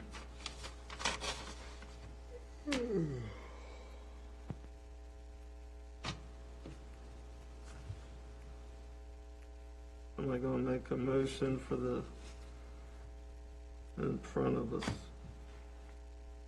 Move the planning commission to recommend approval of special use permit 2021-002 with the following conditions. The development shall not exceed 74 2/2 units. The developer will provide a tot lot and expand playfield and provide additional parking loading spaces. All right, thank you, sir. Do I have a second? I second. All right, discussion. Can Ayush hear us okay?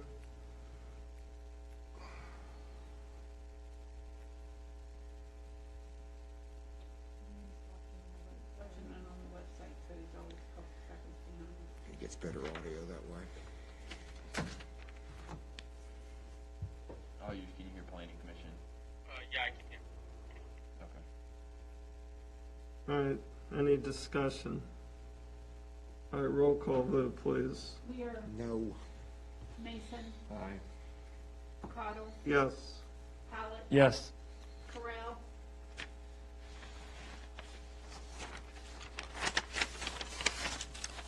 Motion on the, what's your vote on the motion?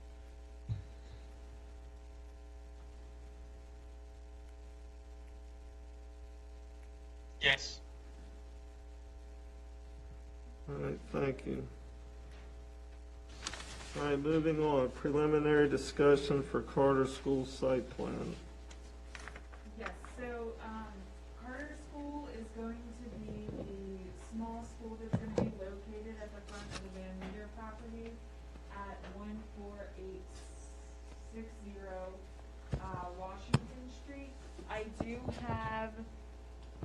I do have the site plans here if anybody would like to take one home with them for review. They are in their second submission phase. We have returned comments to them regarding their second set. So we're now waiting on our third submission. So I'm hoping that the third submission will come in and go before the Planning Commission at next month's meeting with a recommendation of approval from our town engineer. It is possible it'll be the following month just based on outside agency reviews and their recommendations of approval as well. But again, I have this site plan here. The engineer's comments were included in the last few pages of the packet. These were the initial comments that were sent in. So if you guys have any questions regarding those comments or anything, please let me know and I can assist you. Bob, you have a question? Yeah, I mean, the engineer's comments seem pretty straightforward and relatively simple to be addressed. The only one I'm kind of curious about is comment 12. Are they asking for waivers, or,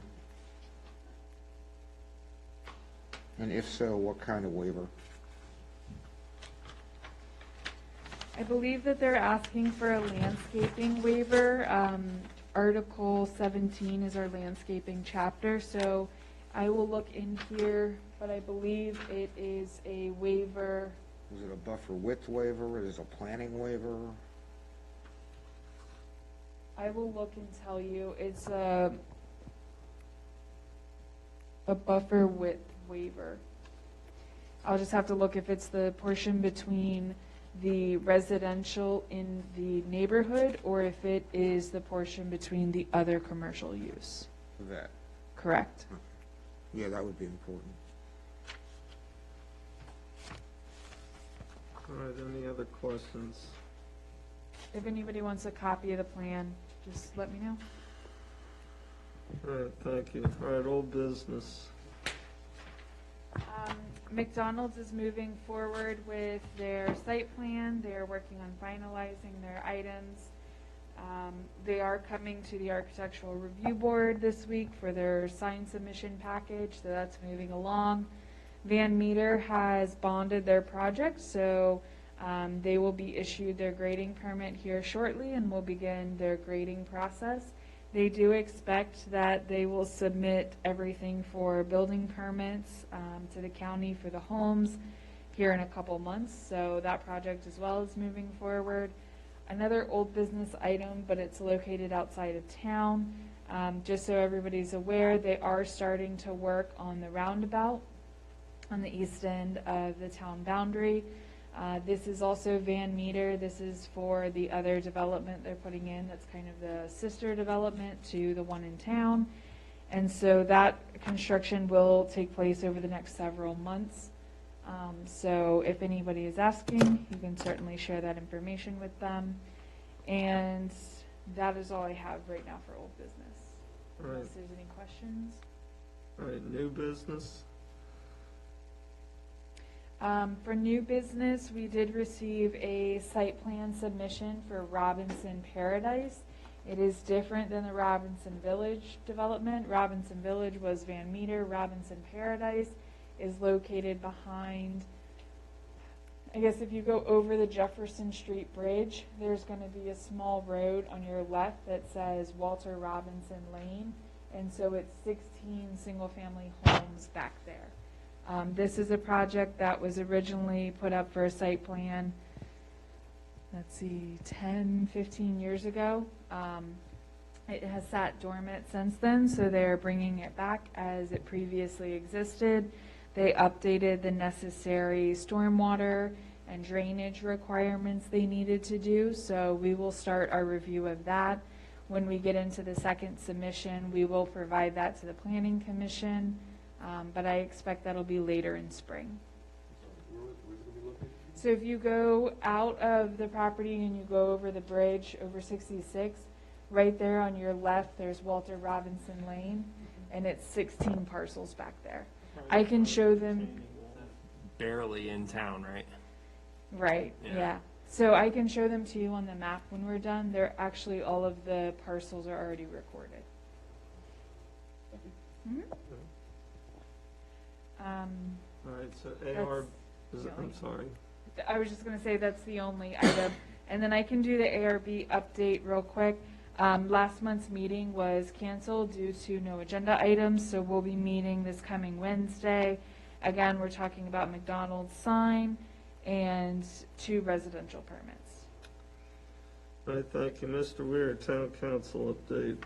One thing of note, for the Planning Commission, Town Council has tasked Emily, and I will probably go as well, to speak on behalf of the town with respect to the Route 29 Small Area Plan.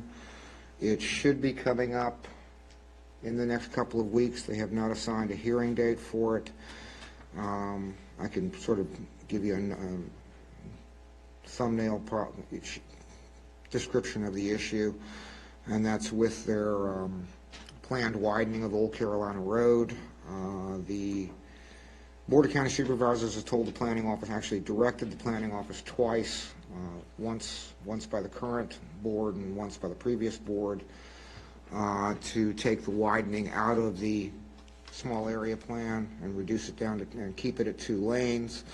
The Planning Commission made a similar, or gave them similar guidance. The Planning Office and the Transportation Office, for some reason, refused to comport with the directions, and they're still pushing a 4-lane Old Carolina Road. Transportation Department asserts that it's necessary to alleviate failing levels of service at the intersection of Route 29 and Old Carolina, as well as the town line in Old Carolina. And while it may very well address the issue at Route 29, I suspect that they could actually address it much more cheaply and with far less impact if they simply redesign the intersection there. But it will not do anything and will not alleviate the issues at the town boundary. In order to do that, they would have to widen the bridge, the railroad crossing, and Jefferson Street. There's no funding for a bridge expansion. The railroad crossing is an issue in and of itself, and there's no way that we can widen Jefferson Street to 4 lanes. So the plan will create a pinch point. It will also require the taking of the front yards of quite a number of older homes on Old Carolina, and possibly even result in a couple of them being leveled. So the town is going to take the position that they support the board's decision to reduce it down to 4 lanes, and question why staff is not comporting with the state code requirement that they follow those directives and essentially do as they're told. All right, and I've had a couple residents ask me to watch the last meeting of the town council online, and any updates that you can give us as it relates to the police department and what's going on there? I can say absolutely nothing about closed session. We have been advised by legal counsel that we are to say nothing and can say nothing. Wish I could, but I can't. All right, any other business? All right, do I have a motion to adjourn? So moved. A second? Yes. All in favor, say aye. Aye. All right, thank you.